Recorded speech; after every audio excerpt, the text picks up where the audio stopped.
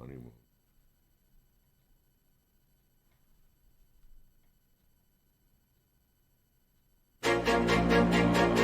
Heavy gut check time. Put the camera on.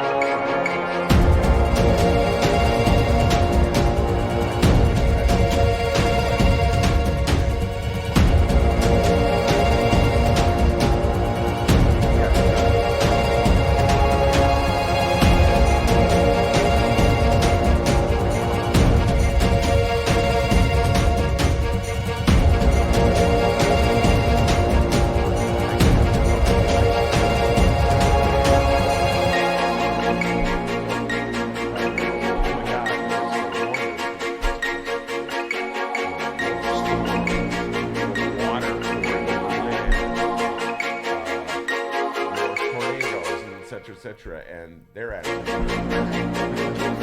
on the ice caps. oh, they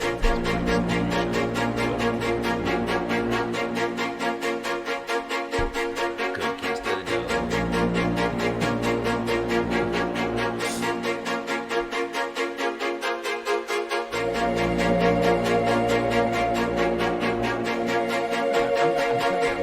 my wife's way more into it.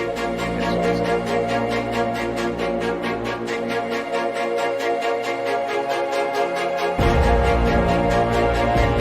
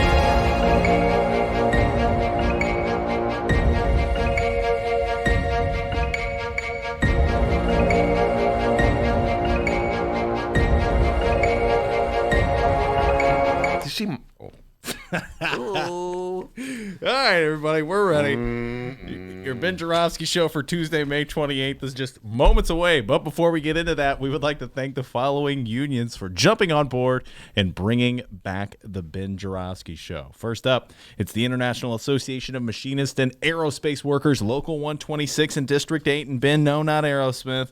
The International Brotherhood of Electrical Workers, Local 9, and the International Union of Operating Engineers, Local 150. Once again, thank you to those unions for jumping on board with us and bringing back the Ben Joravsky show. And of course, today's program is brought to you by our good friends at the Chicago Federation of Labor. The Ben Joravsky show starts now.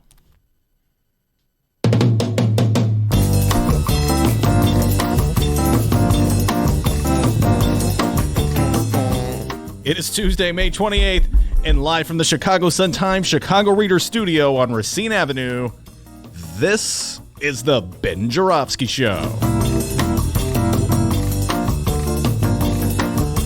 Today on the program, our Chicago Reader colleague Maya Dukmasova will join us. It's the Ben Joravsky Show debut of Sun-Times writer Tina Sfondeles, and it's the return of Dan Pogorzelski and Jacob Kaplan, a.k.a. the Illinois political know-it-alls.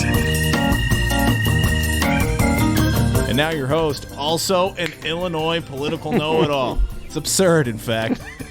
Chicago Reader columnist Ben Joravsky. Hello, everybody. Ben Joravsky here. We're calling this Lunatics in Charge Tuesday.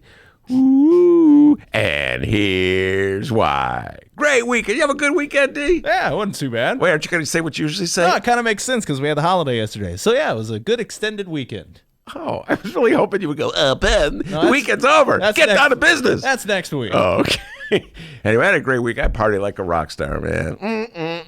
You know, I'm still living. Eat too? It's the noise you make when you eat good things. Man, oh, God. My wife last night made linguine with white clam sauce. So good. I can still taste it, man. I'm so hungry all of a sudden. Anyway. Focus, Ben. All right. I was up all night. 2 nights in a row. Didn't get any sleep because I was reading this massive book, Reporter. By the way, he never sleeps, guys. If you've listened to more than one Ben Joravsky show, you think, boy, this guy never sleeps. Well, he doesn't. I do stay up late. I got these issues, folks, which I'm sharing with you. I stay up very late reading. And then, all of a sudden that, you know what? Like the Sun-Times says, the rooster crows, cock-a-doodle-doo. And I got to get out of bed to make it down here, right? Cock-a-doodle, don't do that again. Cock-a-doodle, don't. Anyway, yes, the rooster crow, but I had been up all night reading Seymour Hersh's. Now, you're going to say, who is Seymour Hersh? I know millennials out there, D. They want to know who Seymour Hersh is, all right? Millennials, hang tight. I have a fantastic program lined up for all of you today. All right, Seymour Hersh is a legendary investigative reporter. He's 81 years old, which means he's even older than I am. D's like, what? God. Huh? Can't be possible. Someone older than you? Yes, indeed. Seymour Hersh has been around forever. All right? He's one of the greatest investigative reporters of the 70s and the 80s and the 90s, even into this century. He's always writing one great story after another about powerful people, presidents included, up to no good. Seymour Hersh, he's pretty fearless. Anyway, the takeaway I had from his book is that we have always, as a country, been electing one lying, cheating, conniving lunatic after another as our presidents. That's the only takeaway I can come away with, D. Seymour Hersh tells one story or another about President Johnson, President Nixon, not so much President Ford, Carter, or Clinton, but Nixon and Johnson and the people running the show in the Bush administration, raving lunatics. Anyway. There's this one story that I have to share because it's going to make you feel, not so bad about our current president, all right? Well, maybe you'll feel bad about him because you don't like him, but let me just tell you this story anyway. It's buried in this enormous book that I was up all night reading, Seymour Hersh's memoir. Anyway, so it's a story about the time that President LBJ read a column by Tom Wicker And, well, all right, one more explanation. Tom Wicker was a columnist for the New York Times. He covered the White House. And one time, Tom Wicker wrote something that was very critical of President Johnson, and apparently President Johnson didn't like it. That would be President Lyndon Johnson, who was the president of the United States in the 1960s, just helping everybody out. Now, this was back in the day when Lyndon Baines Johnson, president of the United States, used to vacation at his massive ranch in Texas, all right? So he'd go down to Texas. You know how Trump goes down to Mar-a-Lago? Well, Johnson would go down to Texas, this huge, enormous ranch in the middle of nowhere of Texas. He would vacation there. And the press corps, the White House, Washington press corps, had no choice but to hang out on the ranch waiting for anything to happen, because that's what press corps does. The president is always news, even when he's on vacation. So anyway, one afternoon, shortly after Wicker wrote this critical column, their press corps just sitting around in the heat, up to no good, when up drives President Johnson in a big old car. Yes, he was driving the car all alone in the car. Imagine Trump in a golf cart, only this is a big old car driven by Lyndon Johnson. And Johnson calls out, "Hey, Wicker, get in." And so Tom Wicker walks over and he hops into the car. And he's like, "Oh no, I'm going to get in trouble because I wrote something critical of LBJ, and now I'm all alone in a car with the president of the United States, the most powerful man in the universe." And Johnson speeds off into the desert, way into the ranch, doesn't say one word to Tom. By the way, is it Wicker or Wiker? I'm not quite sure if it's Wicker or Wiker. Anyway, that's a tangent, folks. Tom Wicker. And Don't look at me. Yeah, he's like, I never even heard of the guy until he started telling his story. So there they are in the desert. He pulls over in the middle of nowhere. Johnson does. Johnson hops out of the car, walks a few feet away, drops his pants, looks Tom Wicker in the eye, and how do I say this? He right there and then takes a beep. He defecates right in front of Tom Wicker, okay? With Wicker watching. Then he picks up some leaves, wipes himself off, walks back to the car, and drives Wicker back to where the other reporters are saying. Never said a word. Didn't clean his hands. Thank goodness he didn't try to shake his hand.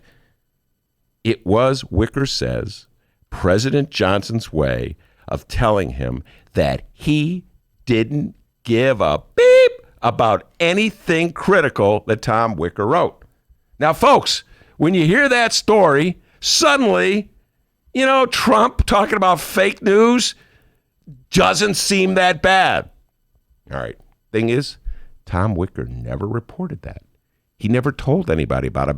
Maybe he told his wife, his friends, and his closest friends and family, but he did tell Seymour Hersh that, and Seymour Hersh put it in his book. It went unreported. Can you imagine, if something like that happened today? The press corps would be all over it. Things have changed, folks.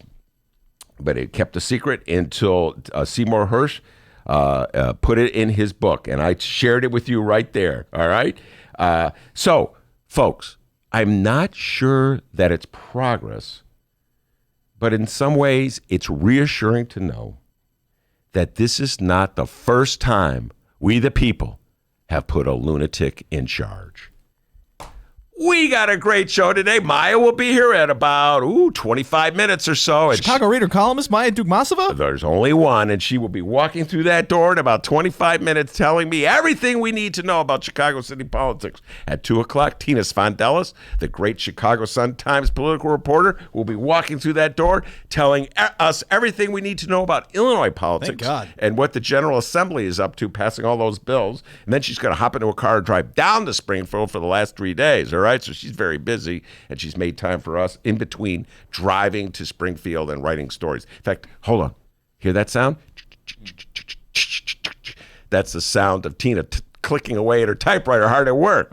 Although It sounded like you doing an impression of a typewriter. Actually, nobody has typewriters anymore. That's a whole other story. Anyway, and then at 2:30, the know-it-alls. Oh, do they know everything about everything? God. Jacob Kaplan, Danny Pogorzelski will be right here. Be walking through that door, sitting in that chair, talking about national politics, local politics, city politics. In other words, the politics. All right? We're going to be talking politics.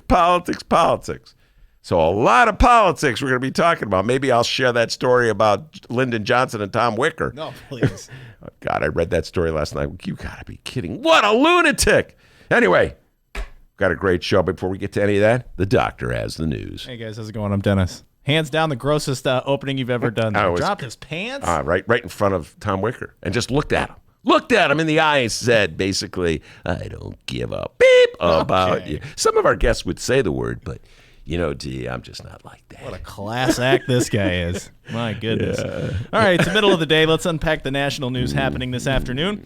President Donald Trump has returned from his Memorial Day weekend getaway in Japan. And no surprise here, he tweeted the entire time he was there. Yeah, that's our president. You know what? In second thought, LBJ looks sane. He was trashing Biden, having a good old time while in Japan. The U.S. Congress is in recess this week.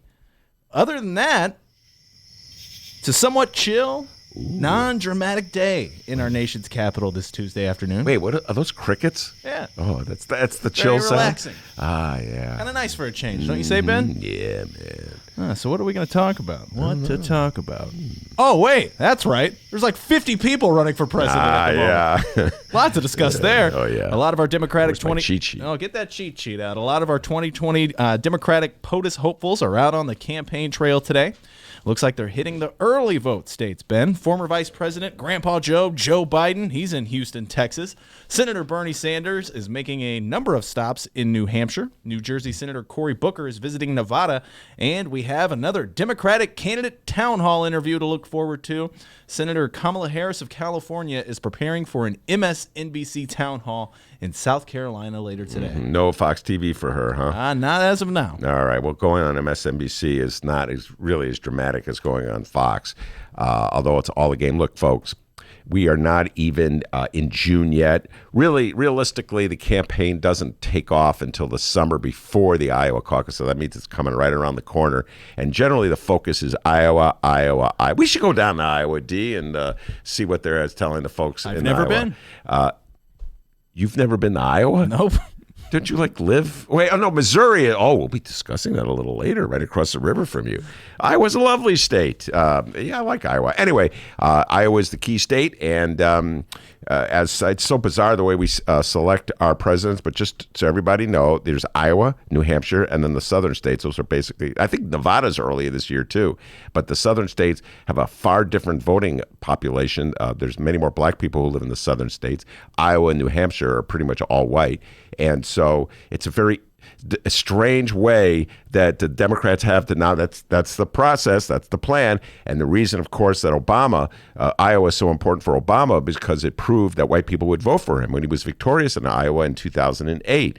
And that radically changed a lot of people's notions about him, including black voters. And he was able to do very well in the southern states that followed. So that's the process we have to look forward to in the next, almost 8 months as it unfolds. And you're right, D, I have not made up my mind. I am a flag flapping in the wind. One day I'm for Bernie. Another day I'm for Elizabeth Warren.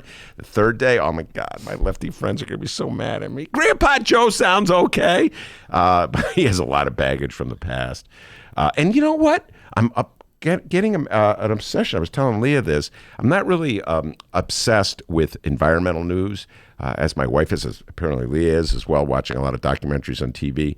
But the insanity of Donald Trump and his White House, front page story in the New York Times. Show everybody this story about how Donald Trump is trying to change the rules in the way we monitor climate change so as to minimize the impact of man on the environment so that he could justify gutting regulations that control the amount of emissions, pollutants, toxins in the air and the waters that we're infected by. The insanity of Donald Trump and the way he's dealing with this issue so that his donors can make even more money than they're already making, polluting the environment. Is getting me to realize that it's probably more important than I've ever expected. In fact, I'm doing things like that I'd never done before. I mean, we're conscious about recycling. We had Mike Novak on the show. Excellent guest, Mike Novak, last week, talking about how the city of Chicago is antediluvian. How about that word? Oh, my. Yeah, that's a big word. Over my dumb brain. In regards to its recycling laws. And, you figure a democratic city would be more, in tune with trying to protect the environment. Anyway, I'm now doing a better job of, sorting out my recyclables, even though in the back of my mind I know, it's all a big scam the way the city runs things. A very important issue, and it's my long-winded way of saying I'm taking a look at Jay Inslee, the governor of Washington State. Okay. He's certainly emerging from behind. He's interesting guy. He's the one guy who's made climate control his central theme of his campaign. So I am undecided. Undecided. Still too early. That's okay. You got some time. In other news, I guess there is a little drama stirring up in D.C. today. Author Michael Wolff has returned. Ben, you remember Michael Wolff? Yeah, Furious. Oh, okay. Well, I was going to ask you for 10 trivia points, because that's not the name of the book. What was the title of Michael Wolff's hit Wasn't book? it Furious? No. Fury. Close. Fire? You're so close. Fiery Fury. Fire and Fury. Oh, fuck. I got it, basically.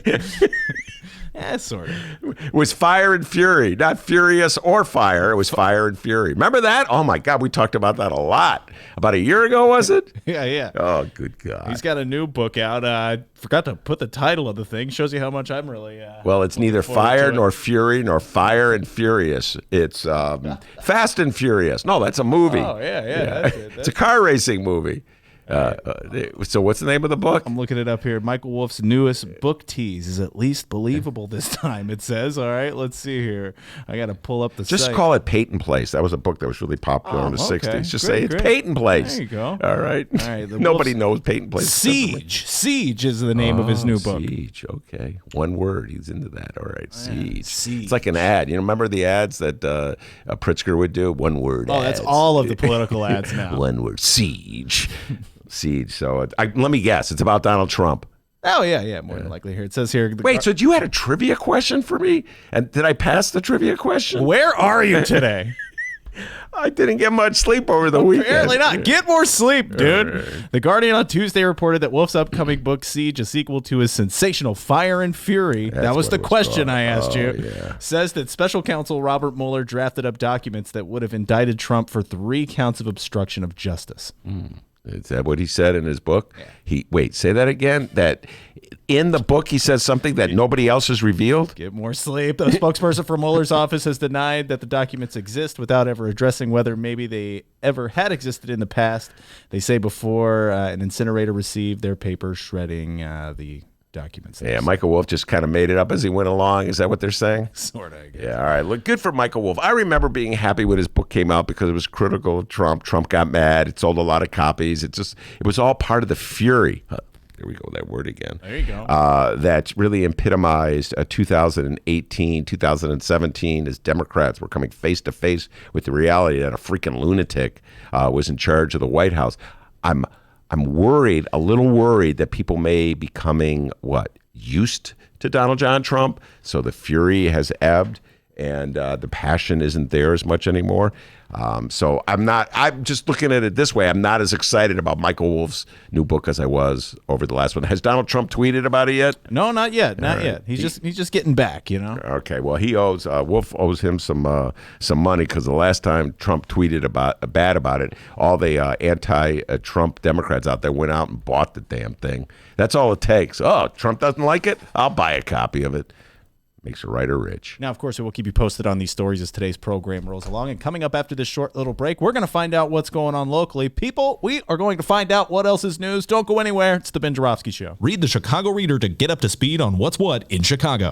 Culture, food, arts and entertainment, weekly concert listings, weekly event listings, the environment, travel. I can continue, but you get the point. And for all of you Chicago political junkies, raw weekly columns on real city politics from Maya Dukmasova and our very own Ben Joravsky. The Chicago Reader, free to the public in newsstands throughout the city and online at chicagoreader.com. Read it now and be a more informed Chicagoan. Hey! Playing now at Steppenwolf Theater, the world premiere of Ms. Black for President. It's inspired by the true, that's true as it really happened, TRUE story of Joan Jett Black, America's first drag queen presidential candidate. You know who created it, D? No. It was created by Tony nominee Tina Landau. Oh. And you know who else created it? No. Oscar winner Terrell Alvin McCraney. You know him, Moonlight. Oh, yeah. For tickets, visit steppenwolf.org. That's Steppenwolf, like the rock group from the 60s. Hang tight, millennials. Hey, welcome back to the Ben Joravsky Show, live from the Chicago Sun-Times. That was a good commercial you did. It That wasn't bad, and you did it too. Yeah, we did it together. Anyway, what you got for me, young man? We're about to find out what's going on locally. It is time for What Else is News. Governor Pritzker's fair tax has passed the House. Say what? Woo! More on that in moments, but first, Chicago Mayor Lori Lightfoot is looking more like a mayor every day. And Ben, there's a good chance a single tear rolled down the eye of our now former mayor, Rahm Emanuel, because this morning, our newly elected mayor, for the first time, took out that giant pair of scissors and did what Rahm Emanuel may have done better than any other Chicago mayor to date. Let's give credit where it's due, all right? Lori Lightfoot cut her first ribbon. Yeah. Yeah, Mayor Rahm loved cutting ribbons, yeah. It took place at Skinder Warehouse on Pulaski Road at the company's new manufacturing facility. She then visited the Gleacher Center for an announcement with the University of Chicago involving science and technology.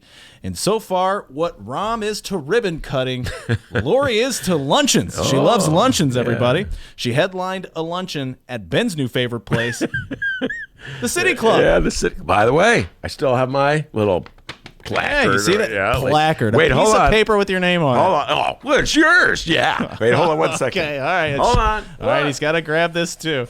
Put it right in the camera. Put it right into the camera, Ben. Look at that, guys. Whoa, man. Now, what is that? That is my City Club of Chicago certificate. Last week, I was at the City Club with Laura Washington and Jen Sabella and talking about the first 100 days. And I hate to say it, but I'm not nearly the draw that Lori Lightfoot is. The place was packed for Lori Lightfoot. In fact, when they announced, like to really rub it in our face, Laura, Jen, and I, we're completely sold out for Lori Lightfoot. Not like these losers, City Club. But there's still chairs. Like for Lori Lightfoot, okay, let me just back up. The City Club is this venerable institution in the city of Chicago of big movers and shakers, and they meet once a week, have luncheon, and listen to speakers, and they generally roll in, the big heavy hitters in the political world. I guess it was a little sparing that day. Go, get Ben in here. All right, so they brought me in, and they have luncheon, and I'm giving my opinions, and but then they say, I noticed we're in just one room. I'm not sure if every chair was taken. It was pretty crowded. But then they said, well, for Lori Lightfoot, we're not only sold out every chair in this room, we got the overflow room. We get to watch it on TV. Wow, the overflow room. You didn't have to worry about that one, did you? I didn't have to worry about the overflow room, man. But so I say, all right, Lori Lightfoot, you have made it. You're giving addresses at the City Club. So that's where the movers and shakers go. You know who was there a couple of weeks ago? Your favorite. Who's that? The mayor of South Bend, Peter Buttigieg. Oh, he was there. awesome. Okay, he was in town, and that was the movie. I got a call from the City Club, by the way. You got to go pick up your Nancy Pelosi button. You left your Nancy Pelosi button there. I thought you were going to say they want that certificate back. No. Ben, that certificate. Yeah. We just lent that to you. That's in a few months. All right, moving on. And for the record, I love puppies. JB Pritzker, if that's the case, we may find you partying at a Chicago dog park near you this afternoon. Mm-hmm. The Illinois House of Representatives voted Monday to amend the state's constitution to dump its current flat tax rate, there we go, in favor of a graduated income tax system. Mm-hmm. This means that the plan will now be on the ballot. Yes, we get to vote on it in the 2020 general election. The bill needed 71 votes to pass the House. 73 to 44 was the final tally. Pritzker's administration has said the proposal would raise more than $3 billion for the state each year. We have a couple of quotes to read, but Ben, before we go any further here, what are your thoughts on yesterday's decision in Springfield? Well, it was 73 votes, 73 Democratic votes. The Republicans lined up against it. The hypocrisy continues. Republicans love spending money when it comes out to doling out big contracts to their wealthy buddies, but they don't want the wealthy people who are benefiting from these deals to have to pay more in taxes. So they play this game where they pretend they're looking out for the interest of middle class and working class and poor people, when in fact they're looking out for the interests of the well-to-do. What a game the Republicans play. We over the weekend we had Dee Bobian and Marcy Love, a couple of Republicans, come into the studio, part of our bonus segment, talk about Republicans in the old days, how there was more compromise, how there were more quote-unquote moderate Republicans who might be in favor of something. Well, they were talking about specifically in a woman's right to choose and abortion rights. But there are no Republicans anymore who will work with Democrats on issues like taxation. There are two extremes. Like I said, Republicans love spending money when it comes to doling out contracts to the well-to-do, but they don't like taxing the well-to-do. So it needed a supermajority to pass. It got all 73. Got 73 Democrats to sign on. I don't know how many Democrats were against it, and so now it goes to the voters. There'll be a referendum, as you said, Dee, and we, the people, will decide. And boy, we the people, we barrage. I know this is you're going to be talking about this. We will be barraged by a whole bunch of TV commercials in the coming months. Pritzker told reporters Monday, quote, "The commitment is to vote for rates that do in fact protect the middle class and those striving to get there. That's what it is to be a Democrat, to stand up for the middle class and those striving to get to the middle class. That's what I ran my campaign on." Now, yesterday's decision does in fact strengthen Pritzker's position within the Illinois Democratic Party. No other Democratic governor has done this. Here's Illinois Democratic Speaker Michael J. Madigan weighing in on the fair tax plan passing the House. Madigan said, quote, "Middle-class families bear too much of the burden under the current tax system, and a fair tax will enable us to make the wealthy pay their fair share to balance the budget and invest in critical resources like education and healthcare." Mm-hmm. Yeah, we talked about this with Terry Cosgrove for many, many months. Terry always says, "Ben, put your big boy pants on and vote for the billionaire." And the reality is this. In the past, the Democrats have never been able to muster the votes, even among their rank and file, to put this on the ballot, to get this referendum on the ballot. And that was because Mike Madigan would be protecting his Democrats who are in sort of swing districts that would be subjected to barrage of literature during the campaign, attacking them as tax and spend liberals. And the attitude, I guess, is that to a certain degree, Pritzker can protect through his all the money he has, the Democrats who are running for re-election, who've signed on to this, and he can help finance their campaigns. So that's what you got, Democrats, when you elected a billionaire as the leader of your state. That's politics in the 21st century, folks. Money talks. So yes, J.B. Pritzker's graduated income tax plan will be on the ballot in the 2020 general election. Will the rest of Illinois step up to the plate and take a swing at fixing this broke-ass state of ours and vote for it? Obviously, we'll have to wait and see. But we can promise you one thing, Illinoisans, all right? During all of this time until the 2020 election, our Illinois friends of the conservative persuasion will soon take over your televisions and computer screens with crap like this. J.B. Pritzker says his tax plan is all about fairness. The fair tax. Fair tax. I choose fairness. Can we trust him? The wealthy aren't paying their fair share. But you will if Pritzker gets his way. Tell legislators, don't let him cheat us again. Oh, yeah, that was scary.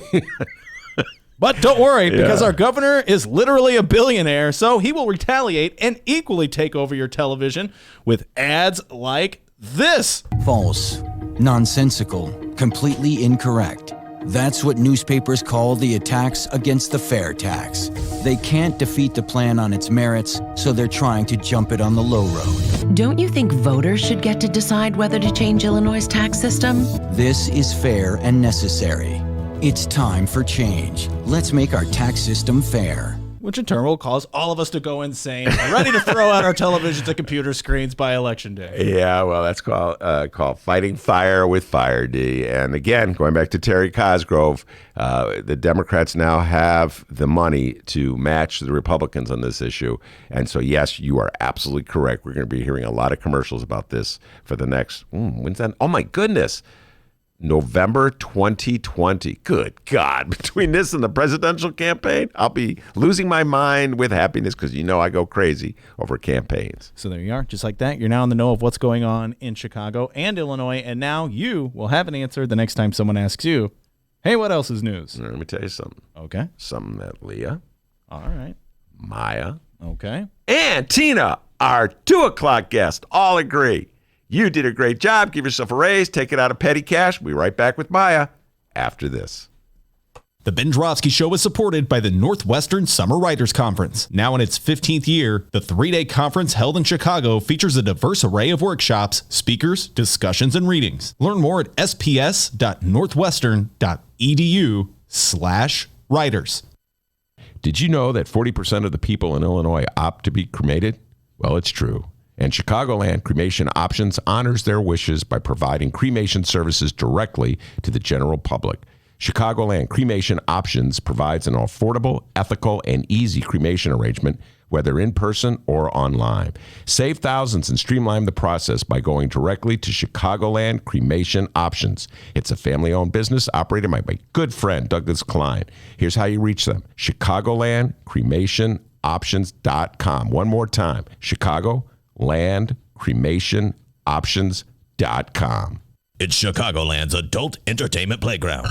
It's the world-famous Admiral Theater, 3940 West Lawrence Avenue. The Admiral is homegrown from Chicago, and it's the most conveniently located club in all of the city. 15 minutes from the O'Hare Airport in downtown Chicago Loop. Voted Chicago's best strip club, the Admiral has showgirls galore and a variety of adult entertainment shows. The world-famous Admiral Theater, open every day from 7 p.m. to 6 a.m., 3940 West Lawrence Avenue. For events, showtime, and other information, visit AdmiralX.com. Must be 18 years of age or older to enter.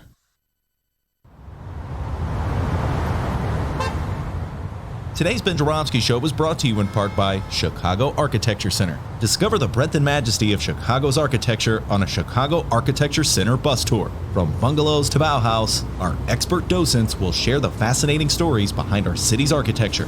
Book your tour at architecture.org/tours. Now, if you'll excuse me, I'm actually on a bus tour right now. Oh my, look at that wonderful piece of architecture.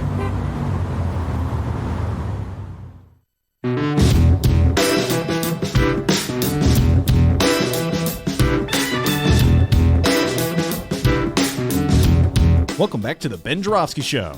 Benny J, take it away. Yes, indeed. Every Tuesday, Maya Dukmasova from the Chicago Reader comes in and talks about all the news of the day. So much news going on. She wasn't here last Tuesday. Maya, we missed you so much. You were on assignment. Is that where you were? Yep. Yeah, I was over at the Stateville prison doing an interview with a man who's incarcerated there who I'm writing about, and was shocked by the prices in the vending machines. They were charging $12 for a yogurt. Yeah, that's they were charging $12 for yogurt and like $7 for 6 chicken tenders or $6 for 7 chicken tenders.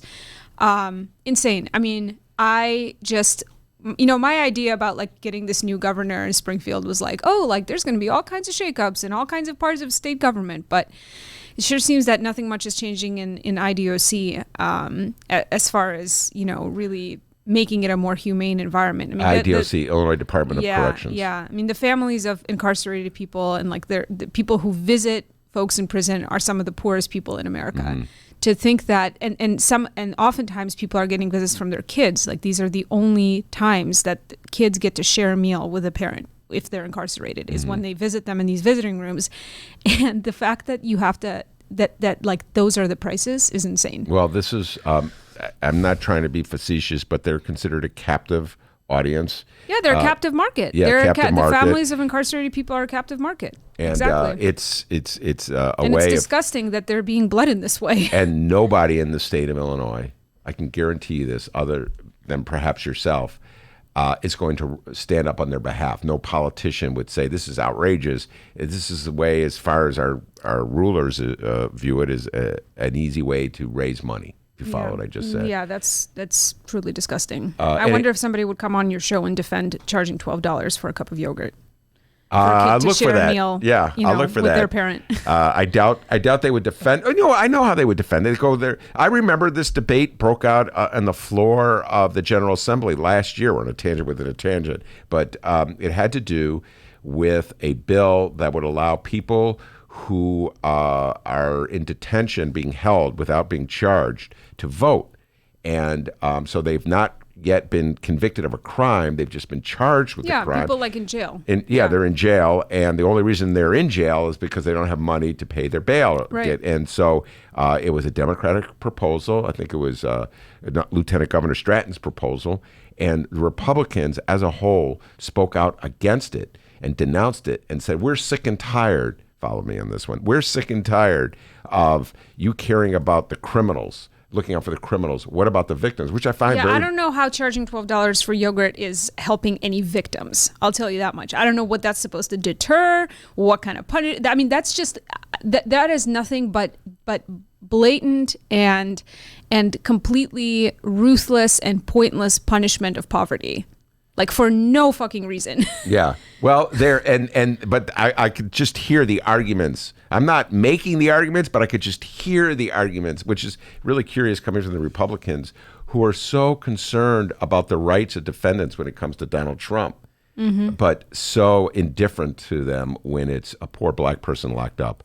But anyway, your point's well taken. So that you had a legitimate excuse for not being here. Yeah. You were working on assignment. So as a result, you were not here the day after Lori's inauguration. So before we move on to our discussion of the day, and Maya has homework sheet for me here. Before we move on to our discussion of the day on the intricacies of how the city of Chicago will be ruled, or at least the city council will be ruled through these committee chair assignments, talk about your general thoughts. I gave you all the credit. I gave you credit in print. I gave you credit on the air for getting me up early to get over to the inauguration. Wouldn't have made it without you. So what was your general thoughts about the inauguration? It was kind of an interesting event. I've never been to one before. So, I guess I thought it was a pretty good speech that she gave, not too long, and making some kind of important points and making some big promises. And like you'd pointed out in your column, there was some, the early on sort of sideways digs at Rahm by talking about reinvesting in mental health care and doing all this like signaling to her support, to her base of support, that like she's going to be different from Rahm. I thought it was there was little to object to in the speech. And I thought it was kind of weird because even before the whole ceremony was over, like as soon as she finished her speech, people just started bolting. Like, people were just like streaming out of that arena immediately after she stopped talking, which, like, okay, this isn't like as rude as leaving like a theater performance before the actors, take their bows or whatever. But like, I don't know. I thought it was weird. I was like, why are people in such a rush to leave? I don't know if they were just sick of sitting there or what, but it seemed like a weird ending to the party. Well, I thought the same thing, and it's, I don't know, it's everybody has a job, like they're looking at their wristwatch. I'm busy. Everybody's busy. Time to perform being busy. Yeah, I'm busy now. That's like when I'm talking to somebody on the phone and they go, I really got to go. Maya's always making fun. I always love to talk on phones. I don't like texting. I am a baby boomer. So when I'm talking to someone on the phone, they'll say, I'm really busy. I got to go. And then I'm like, I'm busy too. I got things to do too. So I think that was sort of a collective thing that was going, I'm busy. I've got to get back to the office. Yeah. So everyone's busy, busy, busy. All right. One of the things they're really busy about in the Chicago City Council, and tomorrow's the big meeting. Yep. Lori Lightfoot's first meeting. First city council meeting with Lori Lightfoot and the new council. Yep. Yeah. All right. So explain to people the significance. We're going to go through some of these committee chairs, but the significance of who gets to be the chairman or chairwoman of a city council committee. Yeah, so city council committees are composed of like a handful of alder people who essentially the committee is the place where proposed legislation gets decided and approved before it goes to the full city council to finally be like entered into city law. And really all the action on the decisions that happen in the city, that decisions that city council makes, like all the action happens in these committees. Because by the time that things go to a vote in front of the full city council, all the votes are already tallied. Like everybody knows how everyone's going to vote. All the major, like when people are invited to, members of the public are invited to give their 2-minute comments at the city council meeting, and people line up and they prepare and they give their little speeches. Like none of that, like the aldermen aren't even listening most of the time. They've already decided how they're going to stand on a certain issue, and maybe 1 or 2 people could be swayed if like children cry particularly hard about something. But in general, the real action, the real like sort of deliberative process is supposed to be happening in the city council committee arena. And most people who watch the council closely say that even in the committee, like already people have already decided how they're going to vote, that like the real action happens in the back room, the backroom deal, the people are convinced outside of the public eye. And but the reason that the chairs of the committees are interesting and important is because those are the people that decide what even gets discussed, what is going to get a chance to be debated in any way, what's going to be voted on. And so they sort of set the terms of the conversation in city government. And weirdly, in the city, the committees, who are made up of aldermen, are chaired by other aldermen, but the chairs are decided by the mayor. So the mayor proposes who she wants as chairs, or he, and then the full city council votes to approve. And I have never ever heard of there being some kind of massive vote no for a committee chair that a mayor has proposed. Has that yes. happened? In the whole history of the city of Chicago, or the modern history of the city of Chicago, which I guess the modern history begins in 1955 when Mayor Richard J. Daley was elected. In 1983, we've talked about this on the show, Harold Washington was elected mayor of the city of Chicago, first black man ever elected mayor of the city. And within, a few weeks, there was a revolt in the city council led by Ed Burke and Ed Radoyak, and all the white guys got together, and they took control of the council on the grounds that it would be horrific for the city to have a black man running things. And the aldermen, selected who the chairman of the council committees would be, defying Mayor Washington. But what did they just did they vote no on his picks and said that we'll only vote yes if you put these people? No, what they did was they organized their own slate of chairs, and then they pass it because again, it's a strong council, weak mayor. They have the votes, so presumably tomorrow, if there were 26 aldermen willing to vote against Lori Lightfoot, they could come up with their own separate slate of chairs, and then elect that. So Lori Lightfoot would have one of her aldermen put into motion her proposals for who would be the chairman, right? And we have them right here. We'll go through that, and then let's say Alderman Ed Burke, if he wanted to, or if he had the votes, could submit his proposals, and then there would be a debate, and whoever had the most votes would win. And in 1983. The aldermen, the anti-Harold Washington aldermen, had the votes, and they were victorious. Harold actually took it to court, and he lost. And I mean, as much as I was a supporter of Harold Washington, I don't see how he could win because there were 29 votes for the Radoyak slate, 21 for Harold. 29 beats 21. Yeah. Only when it comes to electing presidents of the United States, Maya, does majority not rule. It's interesting. Almost the most important election in the country. Anyway. Well, so there's no reason. We don't have any reason to think that tomorrow there's going to be some kind of uprising and these committee chairs aren't going to be approved. The assumption is that who the mayor Lightfoot is putting forward, nominating for committee chairmanships, that those people are going to be approved. And so that brings us to the actual list. So we've got, let's see, we've got 12, 1, 2, 3, 4, 5, 15 committees that are already in existence that she's naming chairs for. There's also going to be 4 new committees that don't currently exist and don't have chairs. So the makeup of these chairs is interesting because you've got people who have sort of cultivated a reputation for independence and kind of people who have shown a history of being brave enough to speak out against the mayor and who kind of have some progressive bona fides who are now moving into chair roles, and optimists out there will say, oh great, we're finally going to have honest, ethical, responsible leadership in these committees.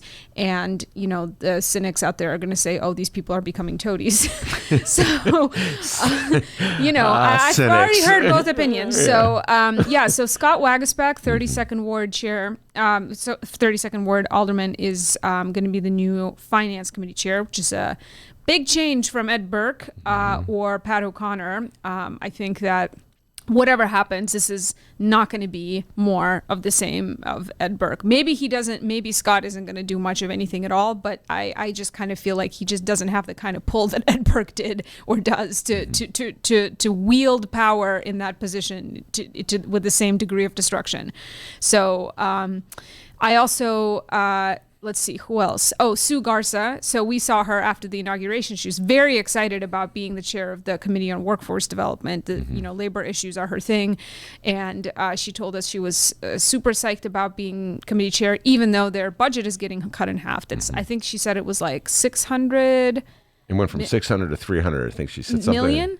1,000. Thousand. Yeah. Oh my God. 600. Yeah, so 600,000 to 300,000. But she's still excited. She claims she's not going to be selling out. We'll see how she does in that role. And then you have, I kind of broke it down by where these chairs are coming from. So I did by parts of the city. So there's 3 West Side aldermen who are named to committee chairs, 3 from the Northwest Side, 3 from the North Side, 3 from the South Side, 2 from the Southwest Side, and then Sue Garza, Southeast Side. So I feel like they're distributed fairly equitably in terms of representing of the whole city.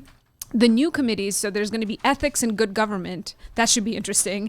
Going to be chaired by Michelle Smith from Lincoln Park. There's also going to be contracting oversight and ethics. I think this is to deal with possible wheeling and dealing of city contracts getting assigned, in pay-for-play fashion. And Carrie Austin, who's a Southside alderman, is going to be chairing that. And then they have the other 2 new committees are Public Health and Human Relations and Environment and Energy. And for some reason, the press release didn't list who she wanted as chairs of those committees. But I think that the most interesting thing about this list is the people who don't have any history of really being leaders or naysayers or really dynamic members of the council who are suddenly in these chair positions. And maybe you can explain to folks why it would be beneficial to have someone who doesn't have much of a history of speaking up, chairing anything. So the people that stand out are, Emma Mitz, who, the champion of the Cop Academy, West Side Alderman, she's getting to be the chair of the Committee on License and Consumer Protection. Now, I don't know if she's ever been a committee chair. This may be her first chairmanship. I don't think she's ever had one before. And then who else did I see on? Oh yeah, so Howard Brookins, 21st Ward, chair of Committee of Transportation and Public Way. Again, Howard Brookins barely won this runoff. I don't know what relationship he has with Lori Lightfoot that she's scratching his back now, but I think it's an interesting choice. And then, I don't know what you've been awfully quiet. Tell me what you think about these. My general sense of how this went down is that the challenge she had was to guarantee that she got 26 votes to confirm these committee chairs, and that she had 26 aldermen, at least, because there's 50 aldermen. Let's do the math. Great moments in math. Where's Dan Biss when we need him? There's 50 aldermen in the Chicago City Council. So technically you only need 25 because then the mayor gets to cast the deciding vote. Right. But, to look good, let's say we need 26. So you need 26 to pass her legislation. And so what the mayor was doing, in my humble opinion, and she doesn't share her thoughts with me, but this is my interpretation, was guaranteeing that she had at least 26 votes on any legislation, that she can control legislation in the city council by making aldermen happy. And so in order to do that, she had to sort of reach across the aisle, if you will, to use that metaphor, even though everybody's a Democrat with the exception of one alderman who didn't get a committee shit. Your favorite Napolitano, right. The one Republican in the city council did not get a chair. So she had to reach across the aisle and make amends and say, okay, even though you didn't support me in the mayor's race, I'm still going to give you a chair. Now don't join Ed Burke's faction or Anthony Beale's faction, who are two of the aldermen who are supposedly working behind the scenes to try to put together. Who's in Anthony Beale's faction? Nobody. Anthony Beale. This is fascinating. Yeah. Who is he organizing against Lori Lightfoot and why? Well, the Ray Lopez was some of the names. There were some aldermen who were dissidents who were allowing themselves to be quoted as critical of Mayor Lightfoot and talking about how they don't like the fact that Scott Wagasback would be the committee chair. And so Lori Lightfoot was sort of putting out the word that they were all connected to Ed Burke. And so in order to keep anybody from even thinking about going to Ed Burke, and I've always said, I don't understand why any city council person would in a million years side with Ed Burke, who's about to be indicted. He's already been indicted. Well, no, he's been criminally charged. I've now learned the distinction. Indicted. No, well, whatever. It's not been official indictment. He hasn't been convicted of anything. No, he has not been officially indicted. There's a distinction. There's criminal. I know there's a criminal charge. I'm looking at Jacob Kaplan, our next guest, and he's nodding along. There's something. We're in a tangent within a tangent within a tangent. But the fact of the matter is, yes, all right, he's in trouble. Let's just put it that way. Mm-hmm. And so, why would any alderman want to join him? So, in other words, she passes out these lollipops, which is being getting to chair a committee, and then for 4 votes, for 4 years, she'll get their votes. Right. Well, so, like, you if know Emma what? Mitz, Let me tell you something. Some of these people are great at giving up their votes for 4 years. For example, Emma Mitz or Walter Burnett, great at giving up his votes. Let's see who else. Howard Brookins. Yeah. George Cardenas. Yep. Great, these are great troops to have on your side. Yeah, and also Tom Tunney, I guess, is going to be the floor leader now. Oh, is that right? He's the chairman of the zoning. I thought. So he's going to be chair of zoning. Okay. Which, by the way, what do you think that's going to be like? Well, what a committee, a zoning committee chaired by Tom Tunney, have approved the 78.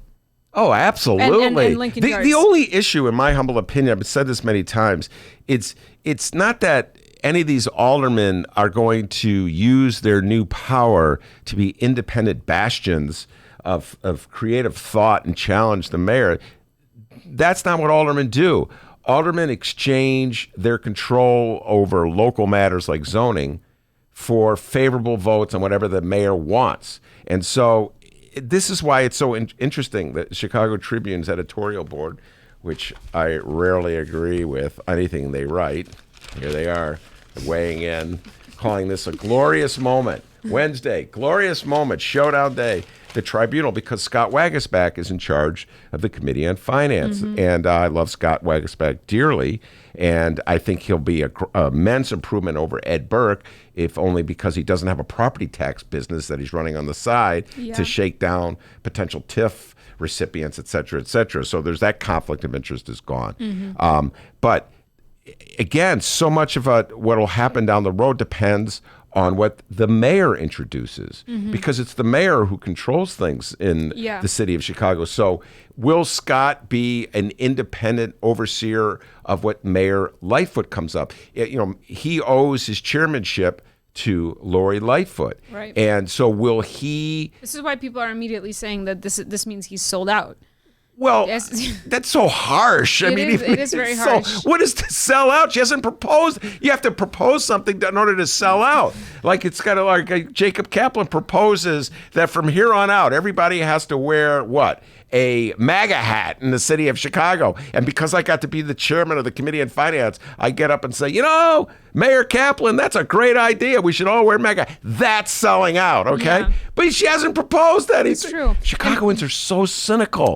God, you guys, you've accused them of selling out. She hasn't done anything. So, by the way, I was wrong about the floor leader. So, floor leader Villegas, is Villegas. So what is the deal with Villegas? I feel like he's one of these aldermen who you really don't hear much about. I don't understand how he became such a mover and shaker that now he's like tight with Lori Lightfoot and is going to be a committee chair and the floor leader. Well, I tell you what, that's a conversation we'll have with Jacob Kaplan and Danny Pogorzelski, because they know party politics in the city of Chicago and they know what Gilbert Villegas means. What does he mean? I want to know what he means. Alderman of 36 wards, a consolidation of power from the Northwest Side, Hispanics working in connection with Polish Americans. This is Danny Pogorzelski's great theme. And so in a sense, it's, how do I put this? They represent sort of like a mainstream voter on the Northwest Side, as opposed to real liberal people like myself, if you follow what I'm saying. And then there's like the Republican-leaning voters who are represented by people like Nick Sposato and Ariel Raboyeras, right? Yeah. Then barely any of them in the city of Chicago. I think Trump got 20% of the vote in the last election. Is that right, Jacob? He's nodding. Is it Jacob Kaplan, the executive director of the Democratic Party of Illinois, is in the studio, knows everything about politics. And so there's hardly even any Republicans in the city of Chicago, but she did not give any chairs to Napolitano. But Sposato got a chair, though. My guy, Chair of Committee on Special Events, Cultural Affairs, and Recreation. That sounds like the party planning committee. Yeah. I want to know what kind of party Nick Sposato is going to throw. Yeah, Nick Sposato. And yes, he did vote for Trump. He came on the show. I don't know if he's a guy who likes to have fun, He just seems like very dour and serious and negative a lot. I'll tell you what, I'm now going to defend Nick Sposato. Is he a party guy? I don't know if he's a party animal, but Nick Sposato, I remember when he came into office, was very much a challenge, a maverick. That's the word I want. Not an independent, but like a maverick. And in that first term, when Rahm was cutting funding for the schools and the schools were having trouble raising enough money to have toilet paper. I'm not making this up. They didn't have supplies. Yeah. Nick Sposato did a toilet paper drive, which Mayor Rahm was not happy with because it embarrassed him. And they were like hundreds and hundreds of rolls of toilet paper were donated to Nick. So I got a soft spot in my heart for Nick Sposato that everybody makes fun of me for. But anyway, obviously he endorsed Lori. In the runoff against Tony Preckwinkle, and he is a member of the Chicago Firefighters Union, and that is her way of extending an olive branch. And Matt O'Shea is also a way to extend an olive branch. 19th Ward Alderman Matt O'Shea, chair of the Committee of Aviation. It's also a way to, give the bird to Napolitano, I guess. But the Midway is close enough to the 19th Ward. So that's an important chair for Midway, for people on the Southwest side. It's usually to have aviation. Yes, to have aviation because you have hearings on expansion of airlines, and when the airplanes are coming in too close and making too much noise, they could show their constituents that they're looking out for their interest. I know Jacob Kaplan could tell us who the last alderman was, the chairman of he's from the 23rd Ward, and he was chairman of the Aviation Committee, and his name was Zalewski. Am I right about that? Do I know my stuff or what? Oh my God, it's an insane amount of knowledge. Here's the thing, Maya got a big kick out of on the Fran Spielman show. Matt O'Shea came on, and he was being interviewed by Fran. Matt O'Shea, the alderman of the 19th Ward, and he was opining that Scott Waguespack. I talked about this. I couldn't get over this. Scott Waguespack was sort of like arrogant. Didn't get along with others, didn't play well with others. I know. Aldermen in the city of Chicago, I love you dearly, but you're all out of your minds. And because Scott Waguespack dared to disagree with some of the really dumb ideas that our mayors have proposed down through the years, including the parking meter deals, he made the other guys look bad. You get what I'm saying? Because they voted for him. Don't be stupid, and then you won't look bad. Thank you. Isn't that like how you solve that problem? Yes. You would think that would be the easy way to solve it. But instead, they turned it in. It's like kids in high school or in a cafeteria, like he was mean. Yeah. He doesn't get along with others. Oh my God. Oh, you know what? You know who else I'm looking forward to seeing what they'll do is my alderman, Harry Osterman, is now going to be the chair of the Housing and Real Estate Committee. Oh. Now, I'm interested in housing issues and spent a lot of time working on housing, real estate related stories. So I'll be very curious to see, now that the Joe Moore era of housing committee chairmanship is over, what, if anything, Harry Osterman is going to bring to the table? Yeah. He's long, Well, he did. Let's give Harry Osterman credit. He spoke out against the two TIF deals. And then what is it? North Sidification? Yeah, North Sidification. He said that, and I give him a lot of credit. He came out strong against them. Yeah, but where was he like months before that? But anyways. Well, everybody takes their time. Okay, some take longer than others. By the way, young Daniel Pogorzelski, who will be joining Jacob Kaplan, is giving me this update as to explaining why Matt O'Shea is so important. Oh, yeah? Let's see. And he says, quote, and I'm quoting this literally, update. I'm not sure I agree with it, but he says Lori Lightfoot got 95% of the vote in Mount Greenwood. Mount Greenwood is a Southwest Side neighborhood in the 19th Ward. I do not believe she got 95% of the vote. Do you think she got 95%? This is easily checkable. Keep reading the quote. Well, that's it. That's the end of the quote. We have our intrepid crew of researchers. They weren't going to vote for. They weren't going to vote for Tony in Mount Greenwood. Well, they okay, hate so taxes. just so we know, Mount Greenwood is a neighborhood within. It's just west of Beverly, so it's within a ward. So it's not like you can just look at the 19th ward and say, "Well, that's the Mount Greenwood vote." I know for certain 95% of the vote in the 19th ward did not go for Lori Lightfoot. So what you're asking is to have a subset within a larger group, and I just do not believe that. Yeah, we're about to fact check this, Ben. It doesn't matter what you believe. The facts are the facts. Young Daniel. Lightfoot 80. Hey, yeah. Lightfoot 84.3%. Okay, 84.3%. By the way, young Daniel, but 50%, charge your phone. It's low on batteries. Where are you getting the 95% from? I know, he made it up. No, right here. If you look at right down here, this part of Mount Greenwood, you'll see it's well over 90%, and that's where it's 95. Oh, you're talking about section. I was going on the 19th ward. Yeah, that's what I was saying. No, I was saying the Mount Greenwood is a subset within a larger area, and you can't just look at the ward. You have to look at the the precinct level. There you go. All right. Okay. Right there. Danny Pogorzelski is making his... You really got owned. Yeah, no, you got to give him credit. He had it on his phone, and his phone, by the way, is now roughly 15% charged. Do they not have chargers anywhere? The millennials, they don't have charged their phones. That's a whole other issue. Well, look, thanks, Daniel. I guess to basically, we don't know. It's hard to predict what's going to happen, but some of these people have a history of being active in their jobs, and others not so much in their jobs as legislators in the city of Chicago. Yeah. So I'll be curious to see, where the action here we go. is. So let's give an example. It all again, the mayor of the city of Chicago is the one who directs the traffic. So a lot of this depends on what Lori Lightfoot is going to do. Say Lori Lightfoot comes up with a really dumb idea, like to take property tax dollars and fund an upscale project in a gentrifying neighborhood, like a certain mayor, what was his name, did as he ran out of office. How will, let's say, Scott Wagasback treat that in the Finance Committee? Will he be as critical of Lori Lightfoot's dumb idea as he was of that dumb idea when it was Mayor Rahm's?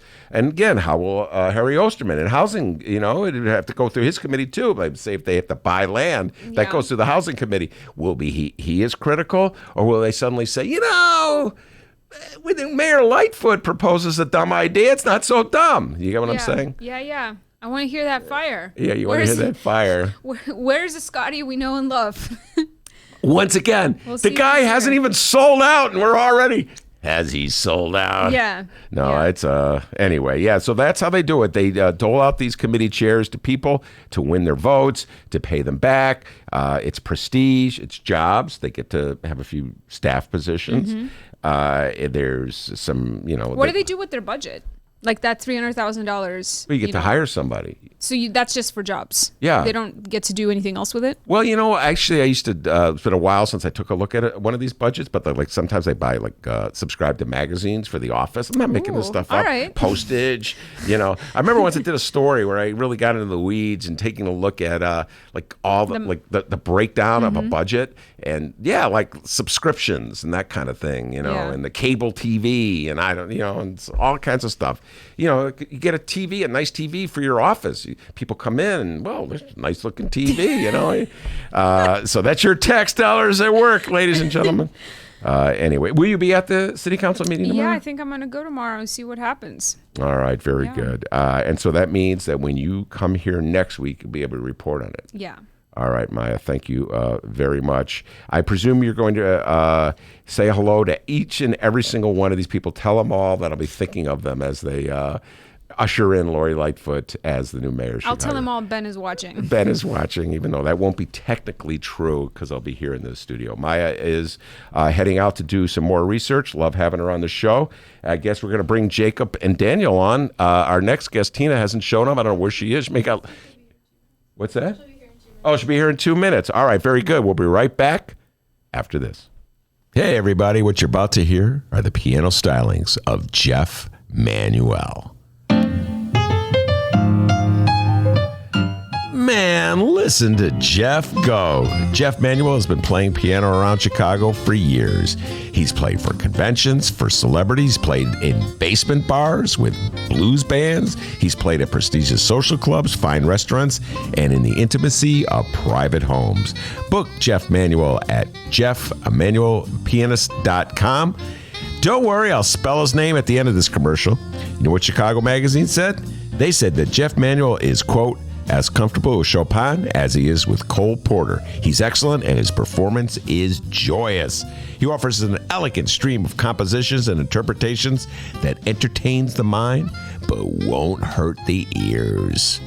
To hear more of Jeff Manuel's work and to book Jeff for your next event, go to jeffmanuelpianist.com. I'm going to spell it out for you, people.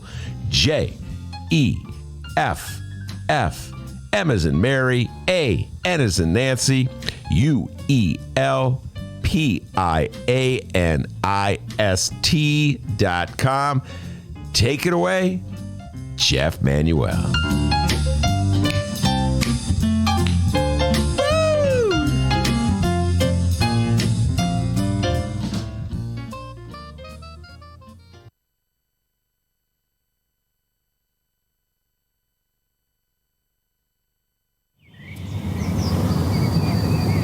Today's Ben Joravsky Show was brought to you in part by Chicago Architecture Center. See the city from a whole new angle on a Chicago Architecture Center tour. With more than 85 tours to choose from, there are endless stories to discover. Book your tour at architecture.org/tours. Now, if you'll excuse me, I'm on a tour. Oh my, what magnificent architecture. Cirque du Soleil's Big Top comes back to Chicago with its latest show, Volta. Venture into a captivating voyage of discovery inspired by the adventurous spirit of freedom, where a surge of action sparks a high-voltage journey. Volta. Playing May 18th through July 6th under the Big Top at Soldier Field. Tickets at CirqueDuSoleil.com. Volta thanks their partners Hennessy Black and Champagne Nicolas Fayette.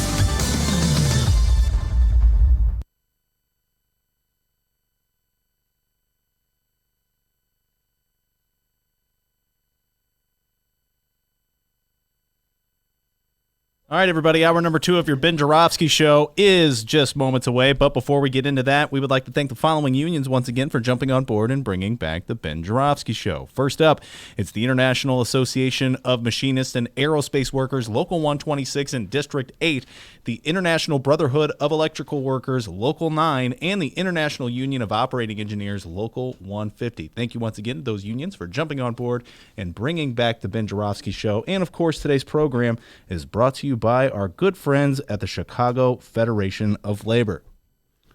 Hour number 2, let's go.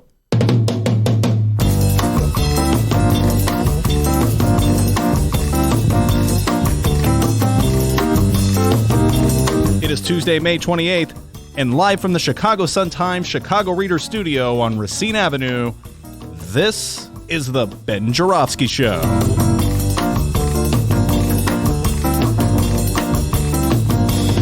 In this hour of the program, it's the Ben Joravsky Show debut of Sun-Times writer Tina Sfondeles, and it's the return of Dan Pogorzelski and Jacob Kaplan. Around here, we call them the Illinois political know-it-alls. And now your host, Chicago Reader Columnist, Benny J. Ben Joravsky. Yes, indeed. Jacob Kaplan and Dan Pogorzelski sitting on deck, ready to come on. They've already sort of made their debut on the show, explaining where I'm wrong. Danny loves telling me when I'm wrong. And trotting out his cell phone, which needs to be charged. We're going to bring them on.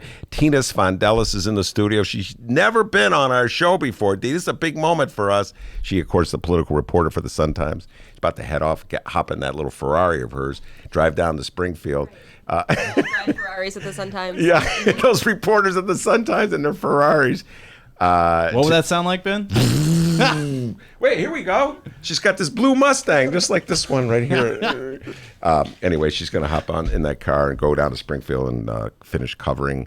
Well, we got till Friday, I guess, and that's the session's over Friday.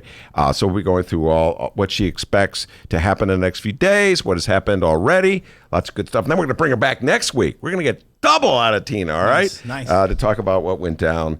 So before we bring Tina on, you got an update for us, young man? Absolutely. Real quick. Big news, everybody. The Ben Joravsky Joravsky Show reached 1,500 likes on Facebook over the weekend. That's right, we're going places. Oh, yeah, we are. Oh, hey, Ben, and you see that mountain up ahead there? Whoa. See that up there? Oh, Mount Dan Pogorzelski. No, it's 2,000 likes. Oh, yeah. We're getting closer, buddy. Just keep your head down. We're almost Keep your there. head to the sky. Please don't sing. Okay, we just reached 1,500 likes, and to celebrate, we're doing what we always do. We're having a caption contest. This time it's a Mayor Rahm J.B. Pritzker caption contest. Hold it now. Yeah. Head over to our Facebook page and leave us your caption at Benny J Show, BENNY, the letter J, Show. The picture just begging for your caption is pinned on the top of the page.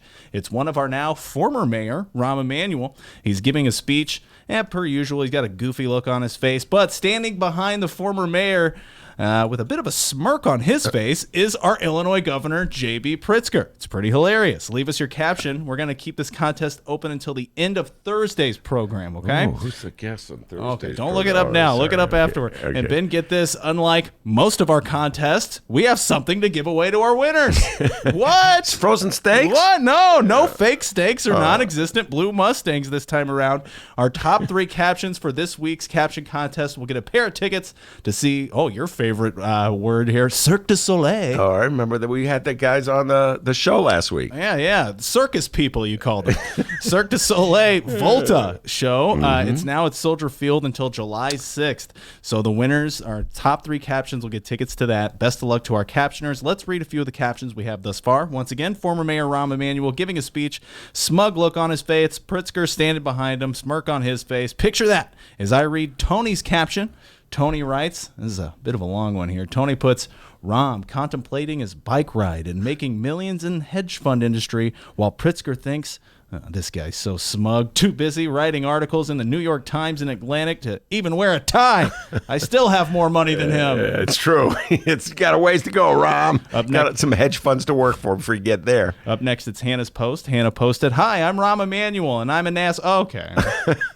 Watch your language. Hey, come on. Clean it up, Hannah. But I'm better than a daily, she said. All right, up next, Beth's caption. I guess this is Rahm talking here. It says, my mom always told me I was so much better than these other jerks, and she's still correct. Oh, yeah, that's Rahm's point of view. Here's Rachel's caption. No one can clean up the mess I made. We have another Rachel sending us a caption. Once again, the picture, Rahm giving a speech, Governor Pritzker standing behind him, looking kind of smug. Rachel's caption, Pritzker thinking, I wanted to be you, now you want to be me. Yeah, he wants to be governor. And we'll read one more. This caption comes from Louis Cairo. Wait, we know Louis Cairo. He's that lawyer. Yeah, with ads on the bus and train. Yeah, Lou Cairo. Yeah, great Lou Cairo. Yeah, Lou Cairo weighed in on the caption contest. It says, this is Pritzker talking. Thanks for the lessons, Mr. Used to Be. I'll make sure not to make the mistakes you made. We'll see about that. Keep the captions coming. We'll announce the winners of our caption contest at the end of Thursday's program at Benny J Show on Facebook. Yeah, and you get those tickets to the circus. All right, D? Get Cirque du tickets Soleil. No cars, no steaks, nothing like that. All right, Tina Sfondeles, before you head off to Springfield, first of all, thanks for making time. I know you're really busy. No problem. And we'll be continuing this conversation with Jacob Kaplan and Danny Pogorzelski. I know a lot of things you say are going to fuel us when we close down the show with a heavy political talk. But let's start. There are like 4 issues that are on a cheat sheet that I wrote that the legislature will be deciding. One is the abortion bill. The other is fair tax, gambling, and I call it reefer. Most people in the state of Illinois call it the cannabis bill. All right, let's start with the abortion bill, Reproductive Health Act. I think it's Senate Bill 25. That's being debated as we speak, isn't it? It just passed about 10 minutes ago. Wow. Yeah. Breaking news. So that was about 2 hours and 15 minutes of debate. It passed. This is very interesting. House and Senate? Just the House. It still has to go to the Senate, but they should be doing that soon. And what was the vote? Do you have the vote? I believe it was 64-50. I just wrote it in my story. I'm clicking on it. It was really an interesting debate. The Republicans had Avery Bourne speak for most of the time. She's very, very pregnant. So she was emotional. She was asking very specific questions about situations in which they would be able to have an abortion. So it was good. It was very interesting. A lot of Democrats spoke. Kelly Cassidy is the sponsor, also the cannabis sponsor. She just, her speech at the end was great. She said to the women who are scared that there's a war coming to Illinois, say not on my watch. To the people in Missouri and Alabama and Georgia, not on my watch. So she's put up a fight and she won. Mm-hmm. And so, of course, the backdrop of all this, as Kelly Cassidy alluded to in that speech that Tina just quoted, is that in Republican states throughout the country, bills are being passed. The Republicans are passing bills. The governors are signing bills that severely restrict or criminalize abortion. That's the case in Alabama. It's now a doctor can go to jail for up to 99 years, I think. Right. So what is the intent of the bill, the Reproductive Health Act bill, that's being debated right now in Illinois? It is kind of codifying things that we already follow in the state. So such as that, like the doctors would not be criminally charged. There's a lot of things that we have fought under state law that are still in the records. So this bill was meant to try to get those out of there. They said get the bad things off the books. That was their intent. There is a new part that they added in, I believe, on Sunday, and that was about viability and health, and that was what the Republicans were very upset about. And there's, the hypotheticals of late-term women deciding they don't want to have babies, et cetera, and the Democrats say that's not the case, and that it would be the doctors that have the say in, is there a problem with the health, is the mother's life at risk, et cetera. It's not like a free-for-all.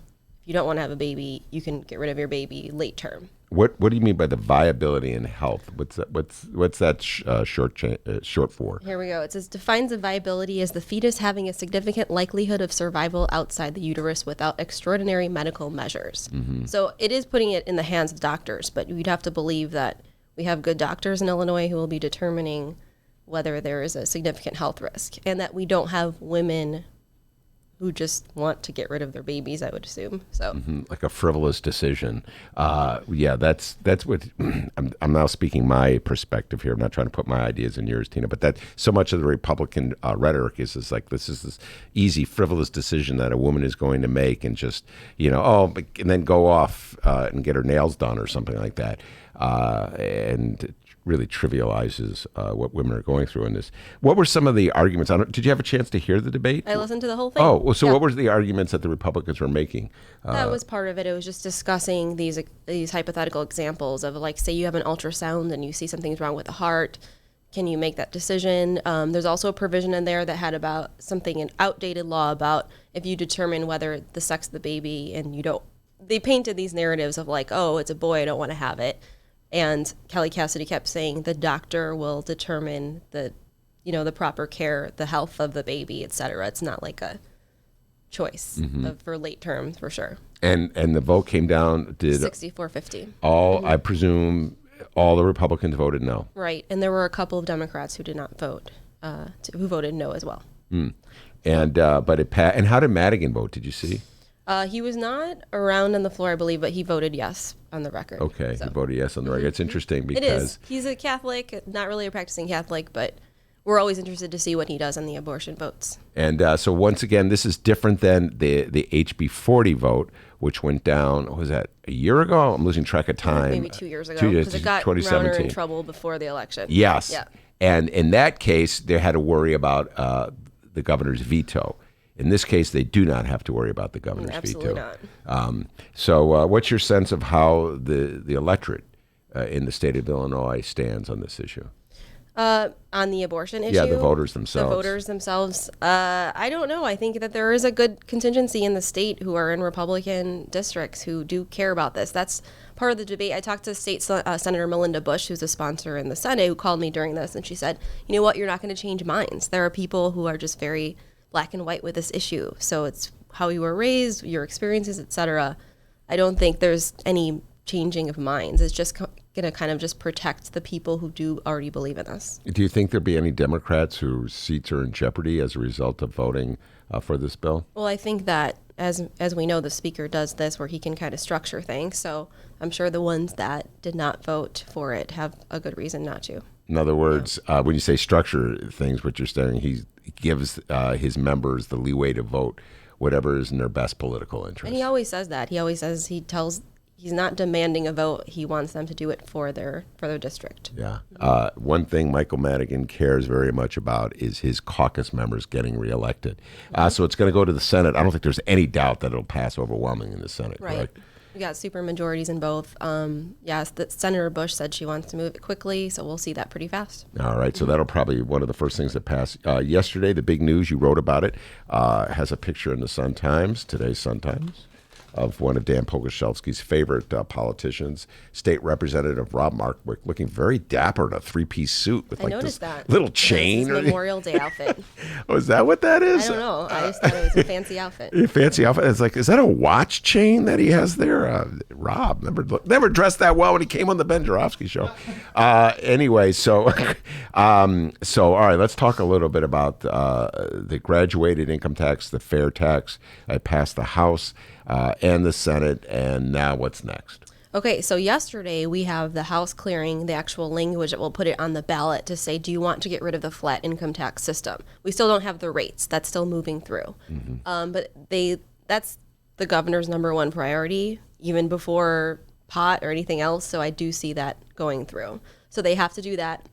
There's also talk about property tax relief, which is essential when you change anything with income tax structure. So they're going to be having a task force this summer to try to come up with some solutions. Now, will that language about the property tax be on the referendum? In other words, will it say, if you pass this fair tax, if you vote for this fair tax, you'll also be voting for property tax cuts? Will that be that language, specific language? I don't believe we know specifically what will be on the ballot. For now, all we know is that it will say, do you want to change the flat income tax structure? And that's been the argument of people who don't want to do this, that you should be transparent about the rates. So that's still working its way through. And the Senate the rates were a little bit different than the governor's, but pretty similar.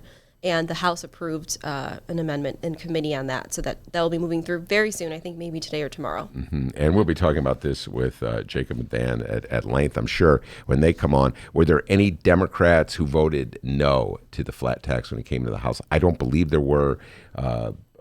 One. There was one that disappeared. Hold on, Tina. Oh, there he is under the table with the libertarians hiding out. Yeah. He disappeared, huh? Yeah.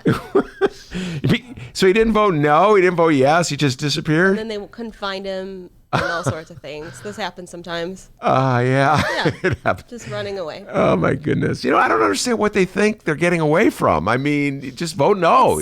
It's a stance. I'm sure he's upset about some other bill, and he thought that this would send a message. I see, okay. But as we've seen in the past, this usually doesn't work very well. No, it doesn't work indeed, because everybody knows what they're up to. And so this will definitely be driving. We're going to hear a lot of commercials about this down the next few months as we head into the election cycle. Gambling bill. Yeah. All right, talk about the gambling bills that are in front of me.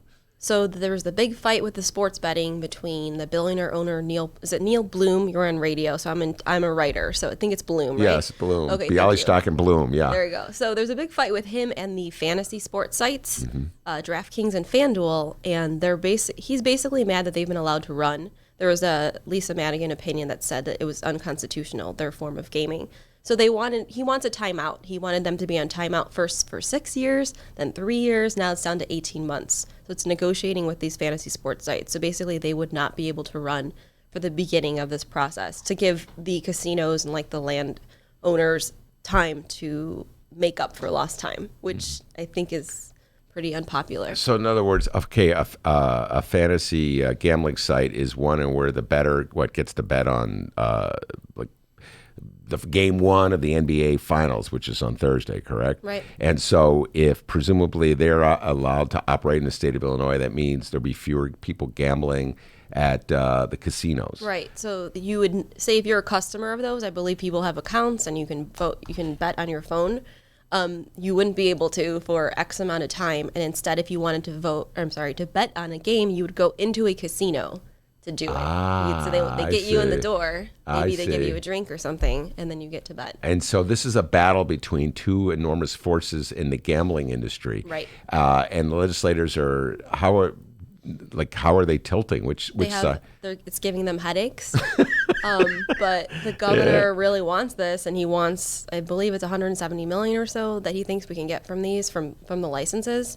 There's also talk of blending the casino expansion bill, which people are both scared and happy about. So that would mean the potential for a Chicago casino. So it's Tuesday? We have until Friday. So this needs to move along quickly or we're in trouble. When you say we're in trouble, you mean is the budget expecting revenue to come in to help balance it? It is. It's not the most amount of money. We're relying on other things. So it's not the end of the world, but it's not great if we don't get it. So they could punt. Right. Like which is what happens every year. Every end of session, I write a story saying, Bob Rita says the gaming bill is going, and then the next day they're like, sorry, it's too complicated, is always the excuse that there's too many interests. Yeah, there are too many powerful competing interests. All crawling.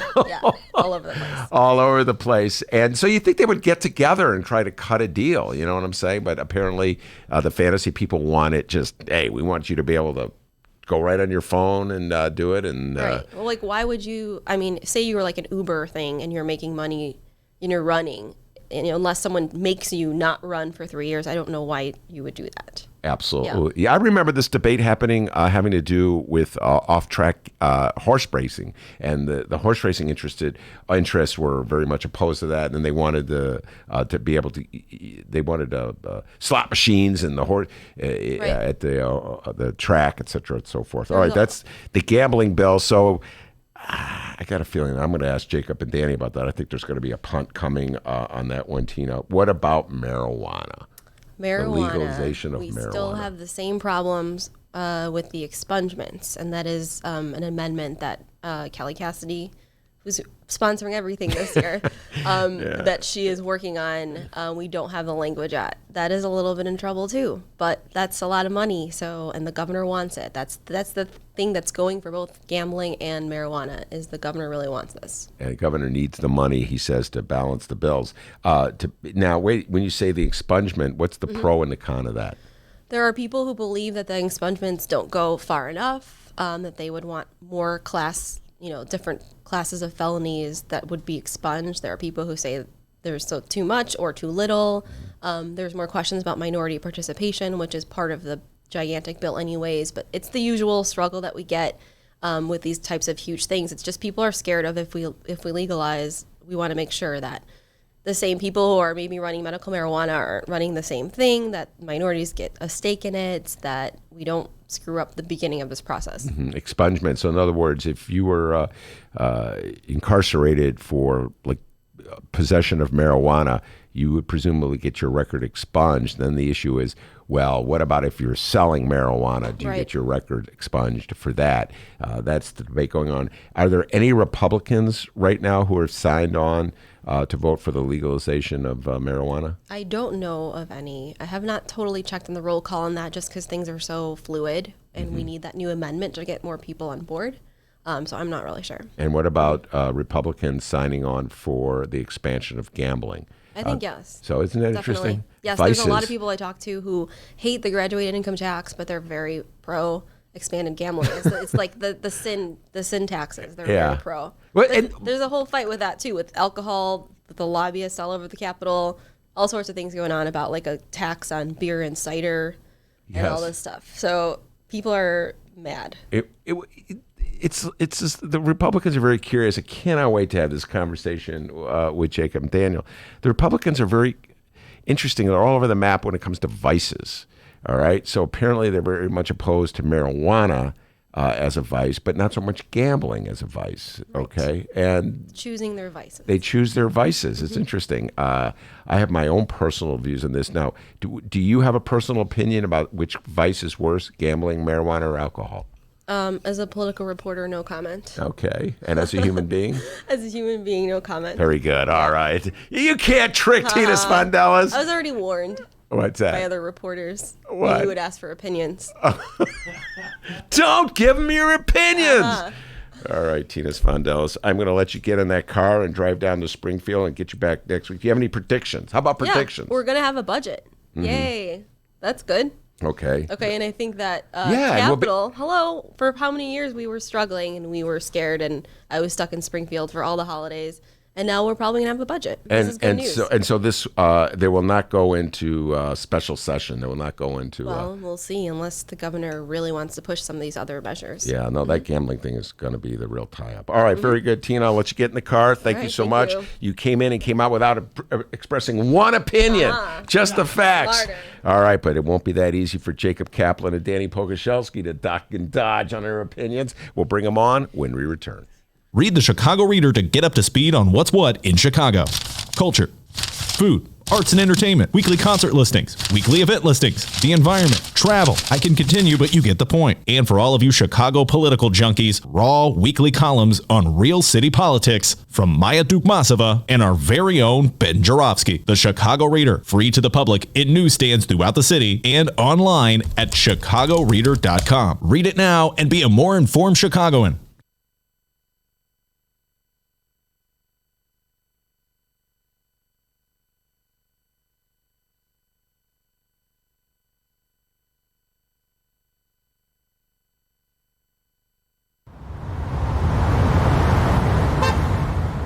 Today's Ben Joravsky Show was brought to you in part by Chicago Architecture Center. Discover the breadth and majesty of Chicago's architecture on a Chicago Architecture Center bus tour. From bungalows to Bauhaus, our expert docents will share the fascinating stories behind our city's architecture.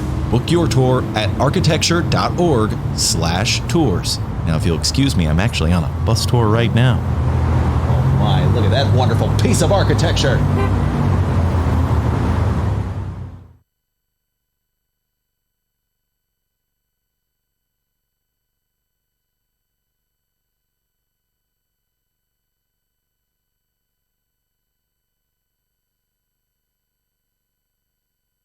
Cirque du Soleil's Big Top comes back to Chicago with its latest show, Volta. Venture into a captivating voyage of discovery inspired by the adventurous spirit of freedom, where a surge of action sparks a high-voltage journey. Volta. Playing May 18th through July 6th under the Big Top at Soldier Field. Tickets at CirqueDuSoleil.com. Volta thanks their partners Hennessy Black and Champagne Nicolas Fayette.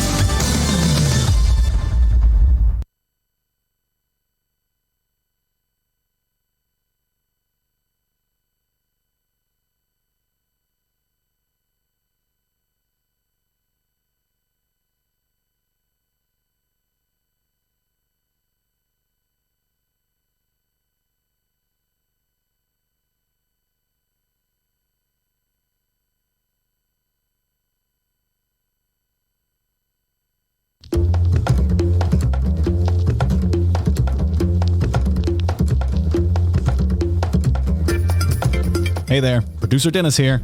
Thanks for finding and listening to the brand new Ben Joravsky Show. All right, so here's how this works. The Ben Joravsky Show live streams on the Chicago Sun-Times YouTube channel Tuesday through Friday, 1 until 3 p.m. Once the show is over, you can listen to the replay on our YouTube channel, or we throw it online for you to download by 4 p.m. Where can you download the Ben Joravsky Show, you may be asking yourself? Well, you may be asking yourself a fantastic question. You can find previous Ben Joravsky shows and guest interviews through several outlets.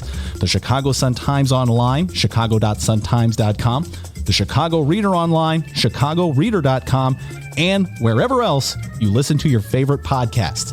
Apple Podcasts, Google Play, pick one. Just search for The Ben Joravsky Show. J-O-R-A, V as in victory, S-K-Y. So, let's recap. Tuesday through Friday, 1 until 3 p.m.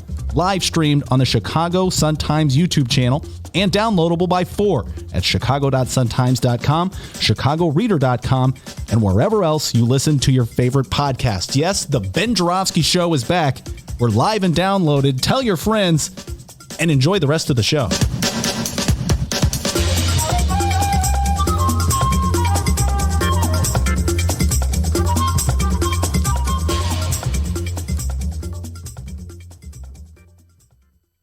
Today's Ben Joravsky Show is also brought to you in part by Green Element Resale.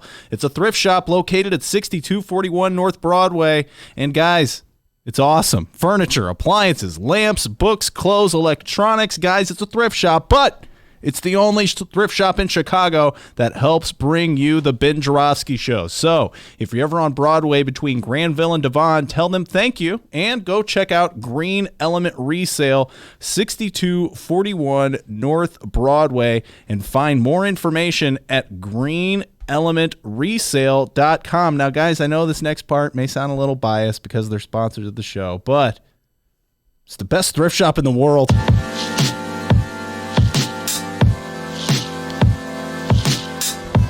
Commercial break over. Welcome back to the Ben Joravsky Show. Yes, indeed. We are back. We're live. Tina Sfondeles has left the building. She's left the building. She's in her car, driving down the Springfield.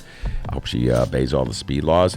But Danny Pogorzelski and Jacob Kaplan, two of our favorite guests, come here once a month or so. Take the deep dive in politics. The political know-it-alls are sitting here. Danny's already made his debut on the show for today, bossing me around, showing me how to use Facebook, telling me he was right and I was wrong about Mount Greenwood's vote. His face was in the camera a few times during Tina's interview. Can't get away from Dan. No, young Daniel. Outsized personality. Yes, indeed. So I have a whole cheat sheet of stuff to talk about. National politics, state politics, local politics. We'll probably follow up on some of the stuff that Tina was getting into, the abortion bill, the politics of abortion throughout the country right now. Republicans think they have a winning combination on this one. I think they're lunatics. Fair tax, gambling, reefer, and then the city council realignment. Donald Trump has lost his freaking mind in so many ways. What else is new? So before Believe me. Whoa, Danny with a Donald Trump imitation. Before we bring him on, you got an update for us, young man? No collusion. Oh, okay. And no reports. Oh, okay, very good. We'll get right down to it. All right, gentlemen. Jacob Kaplan is, of course, the executive director. I think I promoted you. You did. I think I got so excited. I called you the chairman of the Democratic Party of Cook County, but you're the executive director. And young Daniel used to work for Rob Martwick. That's right. That's our guy. But now you work for State Treasurer Michael Frerichs. Correct, sir. All right, you're regulars on the show. You know how the game is played. All right, we'll start with one. Let's see. I'll start with you, Jacob Kaplan. And Tina was talking about the abortion bill that just passed the House, apparently 64-50, she said, and is now in the Senate in the state of Illinois. This is essentially to sort of codify abortion rights, reproductive rights in the state of Illinois, protected in the event that the Supreme Court loses its mind, overturns Roe, and then starts making abortion illegal throughout the country. It's a declaration that Illinois will be dedicated to choice, if no other state, like Missouri, for instance. Your thoughts as a political on what the Republican strategy, how effective it'll be politically, and how sane it is, et cetera, their attack, which is really heated up in the last few weeks on abortion rights. Well, I mean, you're seeing it everywhere. You just, as you mentioned, seeing it to the west in Missouri. I think I just saw an article that the last abortion clinic in Missouri may close, so that would be the first state to literally have none, I believe. I mean, it's nuts, and I think you're going to see a huge backlash, particularly among women, again, in the 2020 election due to these attacks. And I just love the fact that we do live here in Illinois where we stand up for women's right to choose and pass this law when so much of the rest of the country, unfortunately, is going the other direction. It's a real statement of principle. And I don't know. I know it's certainly a divisive issue, always has been, but I just think the Republicans have overplayed their hand where they literally have these bills that make it practically like you can go to jail if you have an abortion. And I mean, it's nuts. It's so way over any any way it's been. I mean, it's just extreme is all I got to say. Overplayed their hand, to put it. I mean, that is, put aside the issue itself. All right, just put it aside. Just let's concentrate on the politics here. You guys you see internal polling. I mean, is this a winning strategy for the Republicans, in your opinion? Well, I think it's important to look at how the Republicans got here, because it's almost like a dog being backed into a corner. The Republicans have, in the past, utilized homophobia. They've used the issue of a woman's right to choose, and they've used gun rights as a way to gin up their base. Mm-hmm. With Donald Trump having proven so unpopular in 2018, they are going back to the same playbook. Now, they can't do what Ken Melman and Karl Rove did in 2004 because the country's in a different place with regards to looking at equality for people that are LGBTQ+. What do you mean by what Ken Melman? I know what you mean, but Sure. explain to people what. So what happened is that in 2004 presidential George Bush's election, re-election, and this is one of the reasons why Ken Melman, who at the time was a closeted gay male who was the head of the Republican Party, utilized fear amongst a wide swath of the electorate of marriage equality and strategically put bills to ban, right? I believe it's called the Marriage of Protection Act, right? All across the United States in a strategic way to gin up homophobia and at the same time reassure the re-election of George W. Bush. And I believe, correct me if I'm wrong, that Ohio was a key state. If you go back to 2014, let's not relive that election, but 2004. 2004. Yeah. What did I say? 14? Yeah. 2004. John Kerry versus George W. Bush. I believe, correct me if I'm wrong, vehemently disagree with me if you must, that Kerry would have won that election had he taken Ohio, and he would have taken Ohio. Between suppressing the black vote and hammering hard on this issue of gay marriage, Bush was able to win Ohio. So you're saying that they won. This worked for them in 2004. But it's been working for the Republicans for many years, and I'm not saying that it will work this time. But with Trump so unpopular, it's like most other folks where, as I said, they're backed into a corner. They're like, okay, let's go through the playbook. Let's see what's worked in the past and throwing the kitchen sink, so to speak. Jacob, go ahead. Look what's happened over and over again, though. We keep talking about this, is that the elections in 2018 were decided by moderate suburban women overwhelmingly. Yeah. And, 2016 was a bit of an outlier. A lot of people didn't like either candidate, so Trump ends up winning. But now, in 2018 and now again in 2020, how is pushing these radical abortion laws, how is that going to win you moderate suburban women? And how are the Republicans going to win without? All right, let me ask you this. So let's take what the model that Dan just laid out, what was successful in 2004, and he's absolutely correct. I think North Carolina, it was pivotal in North Carolina as well, hammering hard at gay marriage, scaring people on that issue. Can the Republicans win Ohio by effectively criminalizing abortions in this country? Maybe they can win Ohio, but I don't think it's going to win in Wisconsin, Pennsylvania, and Michigan. Ohio's trending redder and redder, which is, we might have a blue Texas before we have a blue Ohio in the upcoming election. Is that right? Ohio went blue in wait, when did it last go blue? 2012. It went. Obama won it twice in a row. Yeah. And so you're telling me you don't think Ohio can go back to the Democrats? I hope it can, but I think it's looking harder. Even if the Republicans are criminalizing abortion. Yeah, I think it's. I mean, again, I hope we can win it again. I think we will down the road. I don't think anything's stays the same forever. But right now, it's looking tougher than other states. Well, let's go back to Texas. How does criminalizing abortion play in Texas? Again, I think it's Texas is of course a whole different animal, but I think you have changing demographics in Texas. You have a lot of people moving there that have different political views. You have the suburbs of Dallas and Houston and all these cities that have a lot more, in Austin, that have more moderate voters and left-leaning voters. So in the long run, I think this hurts Republicans, even in a place like Texas. I have a hard time believing that this could help them in Ohio, but who's the current governor of Ohio? Well, it's not. Is it still Kasich? No. Is it DeWine?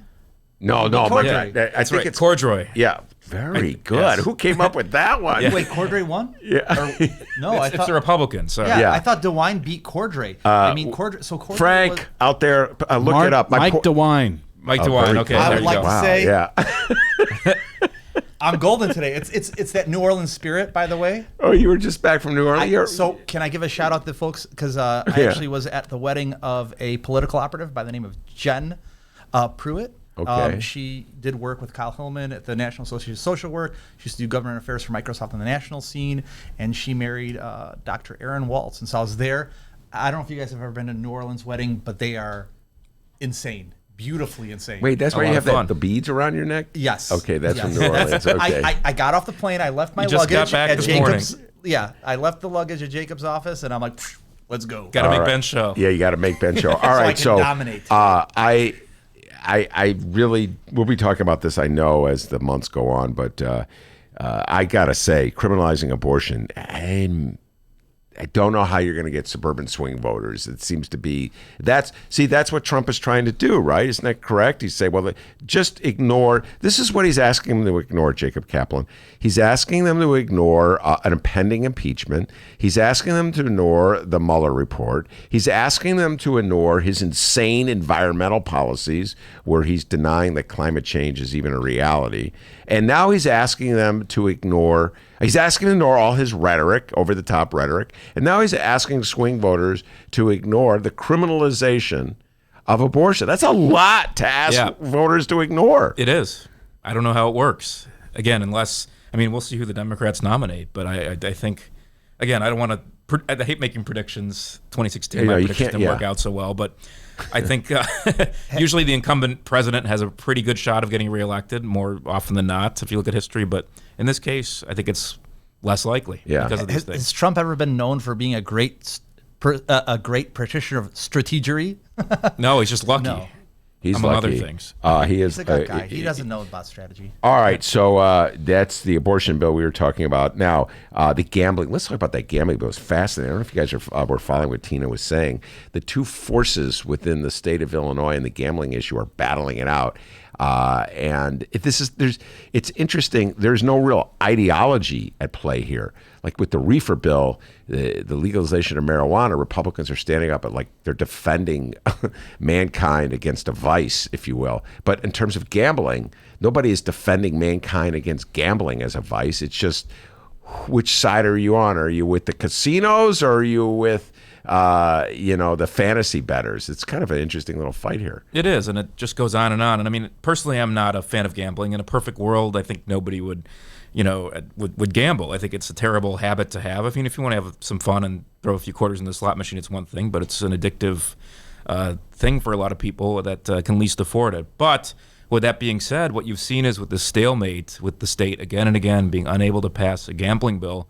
For instance, we had, I think, 4 or 5 horse tracks in Illinois, and we just had 2 close in the last year or two.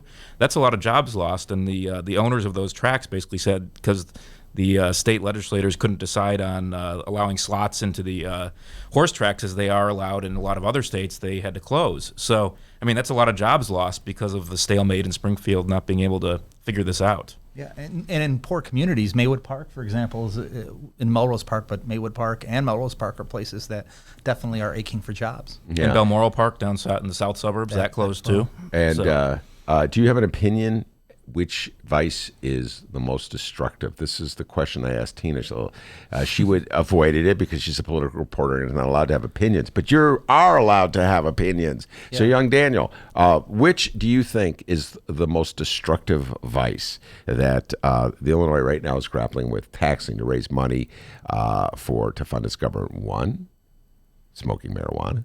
2, drinking alcohol, already legal, but they're looking to up the tax on that. And 3, gambling. In your humble opinion, what about cigarettes? Cigarettes! That's a vice too. I forgot all about it. The way that I would phrase it is the one that's undoubtedly the least, which would be smoking marijuana. I would say. With the others, you can see how it's wrecked people's lives in all different ways, where it's very difficult to say which one, with regards to whether it's cigarettes, gambling, or alcohol, because for the people that suffer with it, I mean, you have real horrendous circumstances. But I think that there's, in my mind, complete clarity with regards to marijuana, that it's definitely the least harmful of all of those vices you mentioned by far. And with that being, and I agree with you 100%. With that being said, you have so many, unfortunately, people of color that are spending time in prison for marijuana convictions and things like that, which is why the expungement portion of this bill is so important. So this is what I don't understand, and help me. You're both political strategists, been in the game a long time. I completely agree with you that of those 4, in terms of the destructiveness, reefer is lowest on the list. Gambling's high. Cigarettes, they cause cancer. Everybody knows that. There's so many people drink and get in a car and then have a horrendous crash. Just ravages the body if you drink too much, et cetera, et cetera. These are acceptable vices, politically speaking. They're all approved. I don't see tremendous resistance.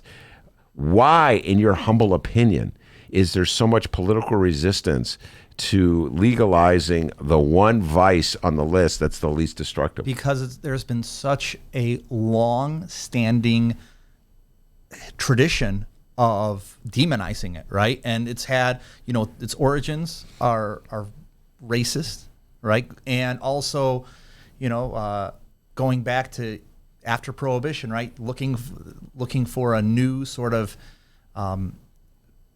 looking for a new substance to demonize, right? You had the buildup of under Prohibition of a whole apparatus that was trying to look for alcohol, and it's been shown in documentary and other journalist pieces where, the people that were looking for alcohol, like, oh, we need to find something else to save everyone from. Well, might as well use marijuana. Then you have where it was associated with the hippie movement against the patriotism of our country, right? The peace movement in Vietnam. And then the 1980s, right? Just say no. And so you just have a long-standing tradition. And so when you're asking why, because we've been on it for a long time, and there's been a tradition of instilling fear, and people always fear the unknown. And for folks that even have used it, right? You remember in the 1980s, we have these awkward phrasings of like, I smoked, but I didn't inhale. Yeah, that's your boy Clinton. Even though they themselves knew, and they would say, oh yeah, no, there's nothing wrong with this at all. But then publicly, they would distance themselves like, no. I never tried it. I mean, and the other thing is, as Dan kind of alluded to, I mean, the alcohol companies have been huge lobbyists against it for years because this will cut into their profits. So companies like Anheuser-Busch have lobbied and spent a lot of money against marijuana legalization. But I do think it is incredible how just in the last 10, 15 years, public opinion has shifted so far towards legalizing it. And I think it's, obviously it's happened in several other states now, and I don't see it stopping. I just hope that also we can finally reform the laws at the federal level so there isn't this disparity and people can still get in trouble with the feds. Yeah, no, and to your point, I agree with you. I've said this so many times on the show, Jacob, that when I first started writing about marijuana, I couldn't even find anybody that was comfortable talking about it on the record. They had their fingers to the air. They're trying to figure out which way the wind was blowing. They can't even suggest that they were for legalizing. Now, all the Democrats are legalizing and the Republicans are standing in the way of legalization. And so I'm going to bring back the same question I asked about abortion, and I'll put it in terms of marijuana. In your humble opinion, Jacob, do you think that this is a winning issue for the Republicans to stand in the way, to block the approval, the legalization of marijuana? I don't think it is, and I also don't think at the end of the day they'll be the ones really standing in the way to block. I do think you do have a lot of law enforcement groups that are still heavily against this and have been influential in trying to stop these laws from passing. But I think if you look at the laws that have passed in places like Colorado and a couple other states, Republicans have voted for them in those legislatures. And I think the polling shows in states like Illinois that Republicans overwhelmingly support legalization too. So when the bill finally comes to a vote in Illinois, I would hope that at least some Republicans will support it as well. I wouldn't be surprised if some do. And I don't think this is as divisive an issue, party-wise as abortion is. Dan, do you think the Republicans are going to vote for it? I think that the Republicans are kind of trying to have it both ways. Mm-hmm. So for the people that are passionate about this issue, they want to have the stand for propriety. But it kind of reminds me of the way that the Republicans on the national level treated the stimulus package, where it's like, oh, we're against this, but boy, let me get that money. Let me send you a letter of things that are in our district. Or, for example, probably with the upcoming capital bill in the state here, where I'm sure that Republicans are standing in the way of new revenue, right? Whether it's a graduated income tax or some of these other fees. But boy, they can't wait to spend that money on projects in their district. Dan, you sound like me. They can't wait to throw that money away. I went on and on about this last week. Donald Trump finding $16 billion, was it? Yeah, $16 billion. He just found it somewhere to pay off farmers, so to compensate for the fact that his tariff wars effectively closed off China as a consumer of agricultural products raised in this country. $16 billion they found suddenly. So I have a real hard time, Dan and Jacob, believing anything Republicans say when it comes to fiscal conservatancy and being fiscal conservatives and watchdogs when they can find just $16 billion. Do you like how the Freedom Caucus totally folded? I mean, these are the folks that were the stewards of fiscal propriety, right? They were like bomb throwing, they made life a living hell for first John Boehner. It's probably one of the reasons why our friend from north, Paul Ryan, ended up hanging out. Our friend. And these guys, in quotes, yeah, the Freedom Caucus. And they just completely folded, with the exception of Justin Amash, who's trying to be like, I'm an ever-Trumper. But all the other ones, they're like, oh, my God. Well, that's just on the Justin Amash was the Michigan Republican on the issue. He believes that Trump should be impeached, which is an extreme. I mean, absolutely. He's the one Republican who has said that. I believe that there are a few more Republicans who at least grumble about I don't know if they'll vote against Trump on any kind of budget bill, but I think a few of them have complained about the trade war at least. But the Freedom Caucus is they're jokes. They're sorry, Mark Meadows or Mr. Jordan. They're totally, the Freedom Caucus is totally enslaved to Donald Trump. All right, we got Dan Pogorzelski, we got Jacob Kaplan. We're going to talk about the fair tax. We're going to talk about the presidential race. And I got a few things from, I'm going to throw at them wild cards. I'm going to throw at the political know-it-alls when we return. The Ben Joravsky Show is supported by the Northwestern Summer Writers Conference. Now in its 15th year, the 3-day conference held in Chicago features a diverse array of workshops, speakers, discussions, and readings. Learn more at sps.northwestern.edu/writers. Hey! Playing now at Steppenwolf Theater, the world premiere of Ms. Black for President. It's inspired by the true, that's true as it really happened, TRUE story of Joan Jett Black, America's first drag queen presidential candidate. You know who created it, D? No. It was created by Tony nominee Tina Landau. Oh. And you know who else created it? No. Oscar winner Terrell Alvin McCraney. You know him, Moonlight. Oh, yeah. For tickets, visit steppenwolf.org. That's Steppenwolf, like the rock group from the 60s. Hang tight, millennials. Read the Chicago Reader to get up to speed on what's what in Chicago. Culture, food, arts and entertainment, weekly concert listings, weekly event listings, the environment, travel. I can continue, but you get the point. And for all of you Chicago political junkies, raw weekly columns on real city politics from Maya Dukmasova and our very own Ben Joravsky. The Chicago Reader, free to the public in newsstands throughout the city and online at chicagoreader.com. Read it now and be a more informed Chicagoan. All right, after 5 years in Andersonville, Murray & White has made the difficult decision to close their doors. Everything in the store is on sale, though. Notable sale items like Ben's favorite Voluspa Nest Fragrance brand candles. He tried hawking candles to me the other day. Like, dude, I don't like them as much as you. Those are 20% off. These lines can rarely be found on sale. So while 20% isn't the largest discount, lovers of both popular candle lines, people have been buying them up like crazy. Like Ben, all rugs are 30% off in-store and new orders through June 1st. All floor sample furniture is 30 to 50% off. Antique furniture pieces are 40 to 50% off.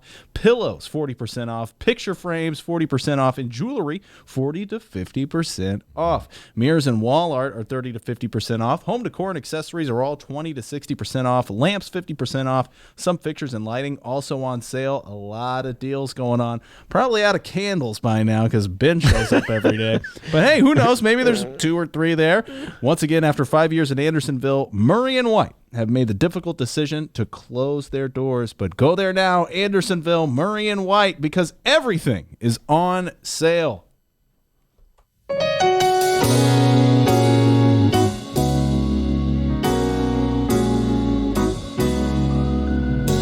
Welcome back to the Ben Joravsky Show.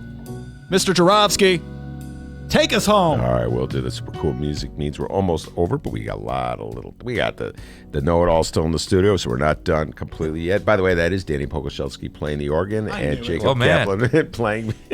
You guys didn't know our extra talents here. I didn't. I'm sorry.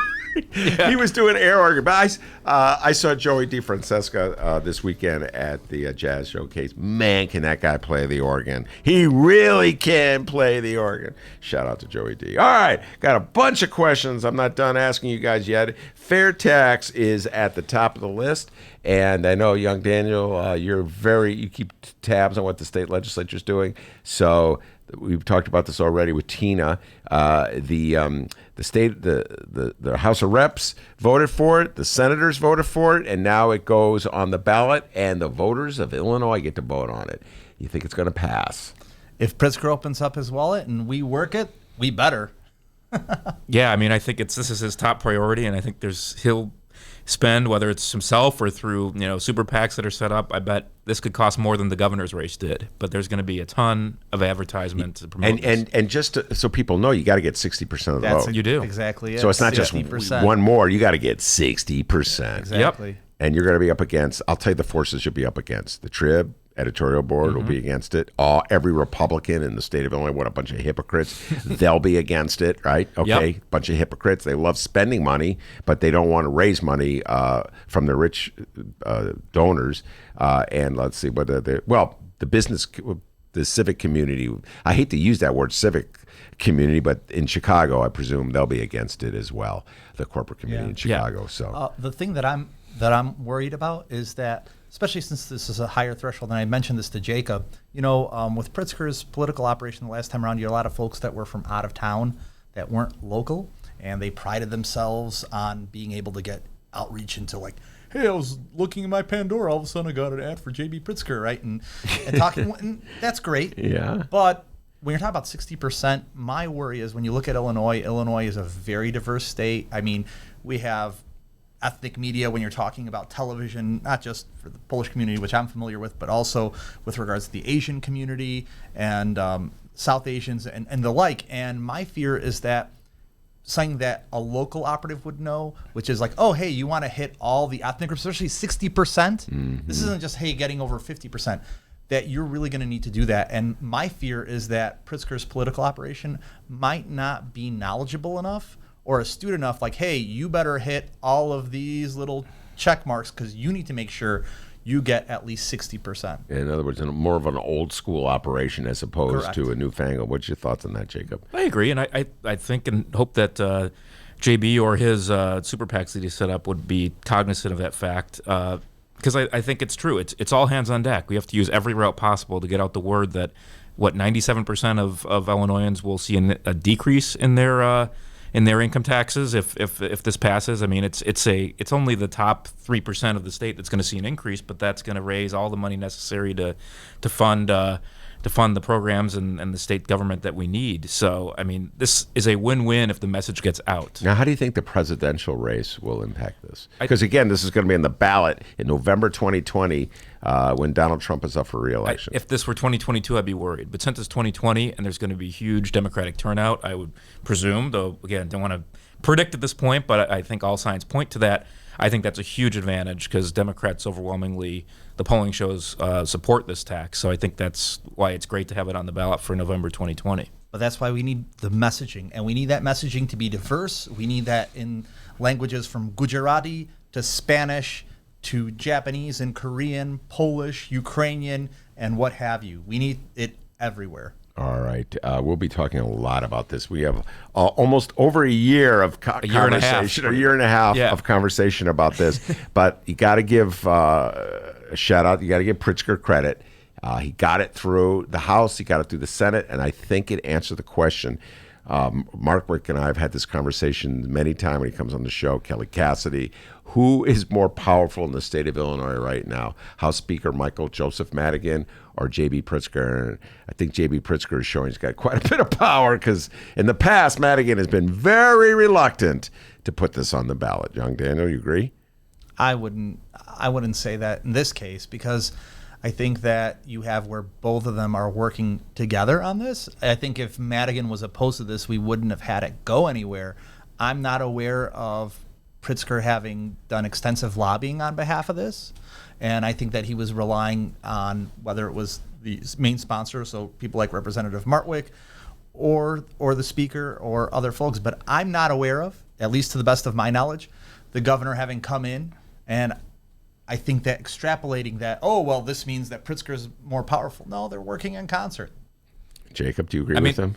I'm not They're sure. working in concert. I'm sure we'll find out more as time goes on. The interesting thing to me is that literally, except for the one Democrat, Andre Petty, who for whatever reason couldn't be found during the vote. Wait, hold on. Oh, there he is under the there you go. table. So I'm not sure what the reasons were there, but you know, the Democrats, you only needed 71 votes. We have 74 Democrats. So I was surprised that 3 Democrats didn't, there weren't 3 no votes or 3. Well, that's what I thought too. Yeah. I thought some of these, Democrats that are up in Lake County or DuPage would have voted no, but everyone was on board. Well, that's why I say J.B. Pritzker is the most powerful Democrat in the state of Illinois, and most powerful politician in the state. We couldn't even get this to a vote in past years. There was such a fear on the part of Madigan that it was a loser bill that would jeopardize his caucus members.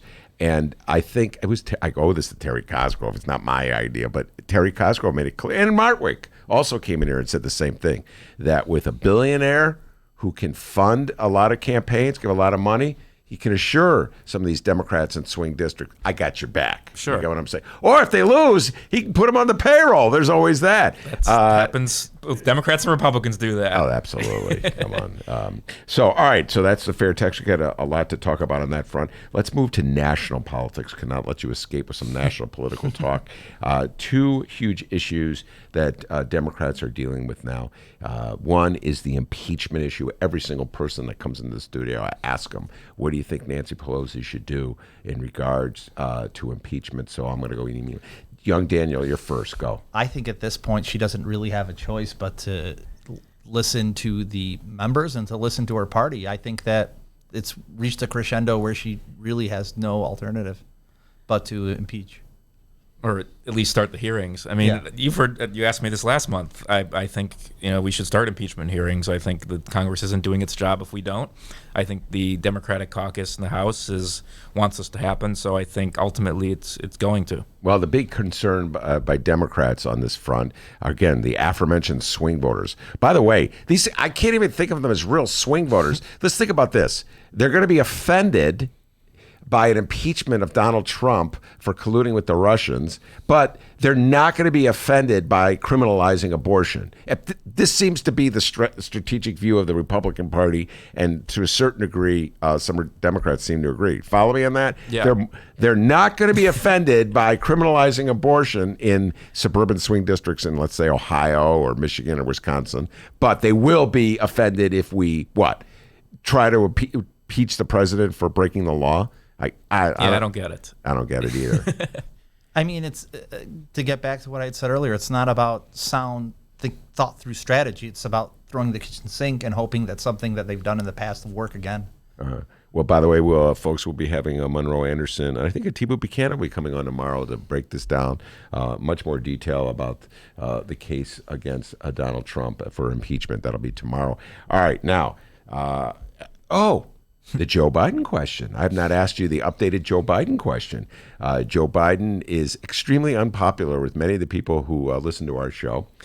They weigh in all the time. They think he's too conservative. They think he's outdated and that he should just retire.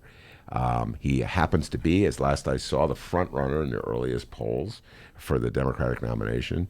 And so there's clearly a battle brewing in the Democratic Party. Do you think the Democrats can emerge from this battle without having destroyed their party or severely injured their party, as they did last time in 2016? Yes. What makes you confident of that? Because I think the electorate is in a very different place. Whatever skeletons that Joe Biden might have will pale in comparison to Donald Trump, and the Trump presidency is now a known quantity.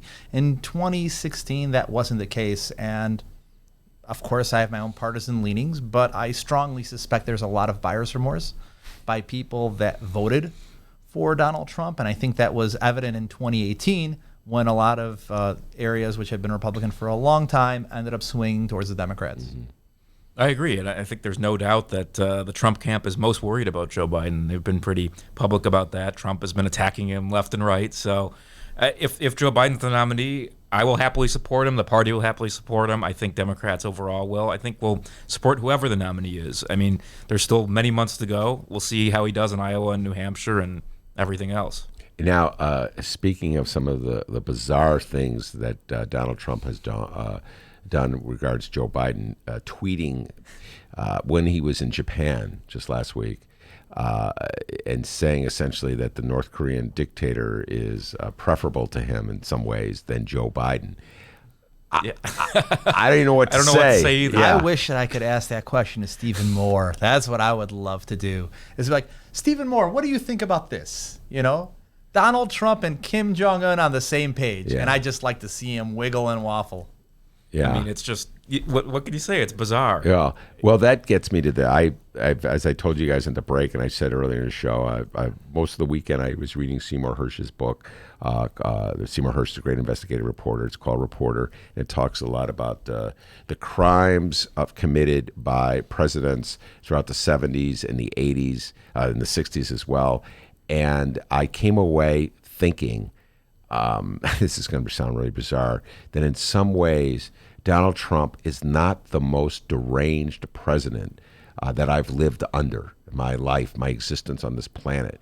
I would say that Richard Nixon, in conjunction with Henry Kissinger, may have been more deranged than Donald Trump, particularly in foreign policy. Secret bombing of Cambodia, changing the White House logs to disguise where the planes were dropping bombs. How he escaped impeachment on that front alone, I do not know. That's Richard Nixon. I know you guys are political junkies. You're much younger than me. You didn't live through these years, but I know you've read about Nixon, Johnson, and Reagan. Iran-Contra. Iran-Contra, 1987. Yeah, the hearings there. So Hersh's position is that the Democrats in the Congress gave Reagan a break and did not. They should have impeached him in '87 for Iran-Contra, but they felt sorry for him, and they were looking to the election. 88 Didn't work out.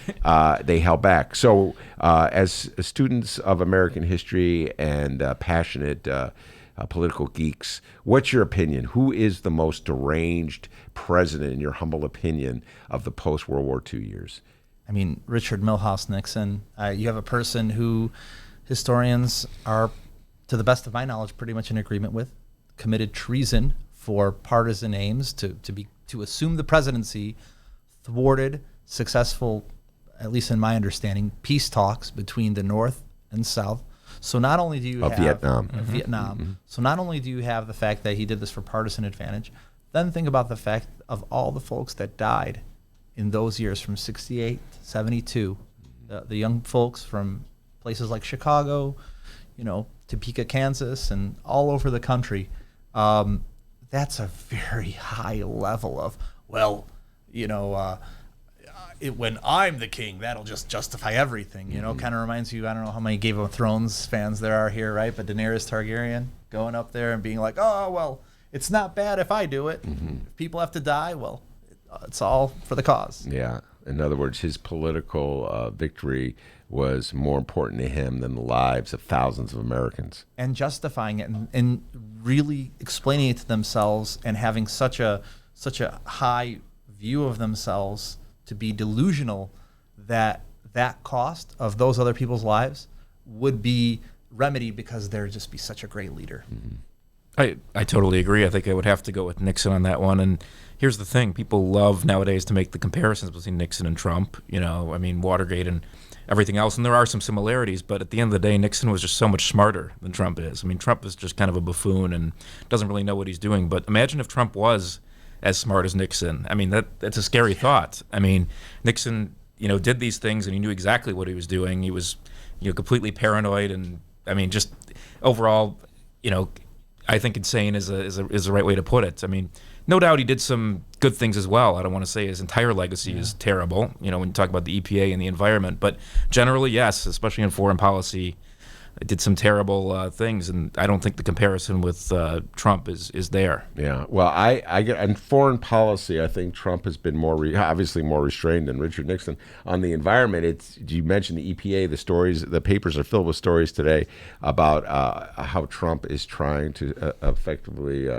neutralize the EPA, taking away its oversight powers and changing rules and regulations that govern the protection of the environment. So he's more extreme on that front. Yeah. Although I'd like to bring up that his national health care was to the left of anything that's been proposed. You talk about Nixon. With Nixon, yeah. right? And so just one of the things to bring up. But if we're talking about kind of folks that are paranoid and have done a lot of damage to our country with regards to foreign policy, this is something that poor Kaplan here has had to hear me rail about quite a bit.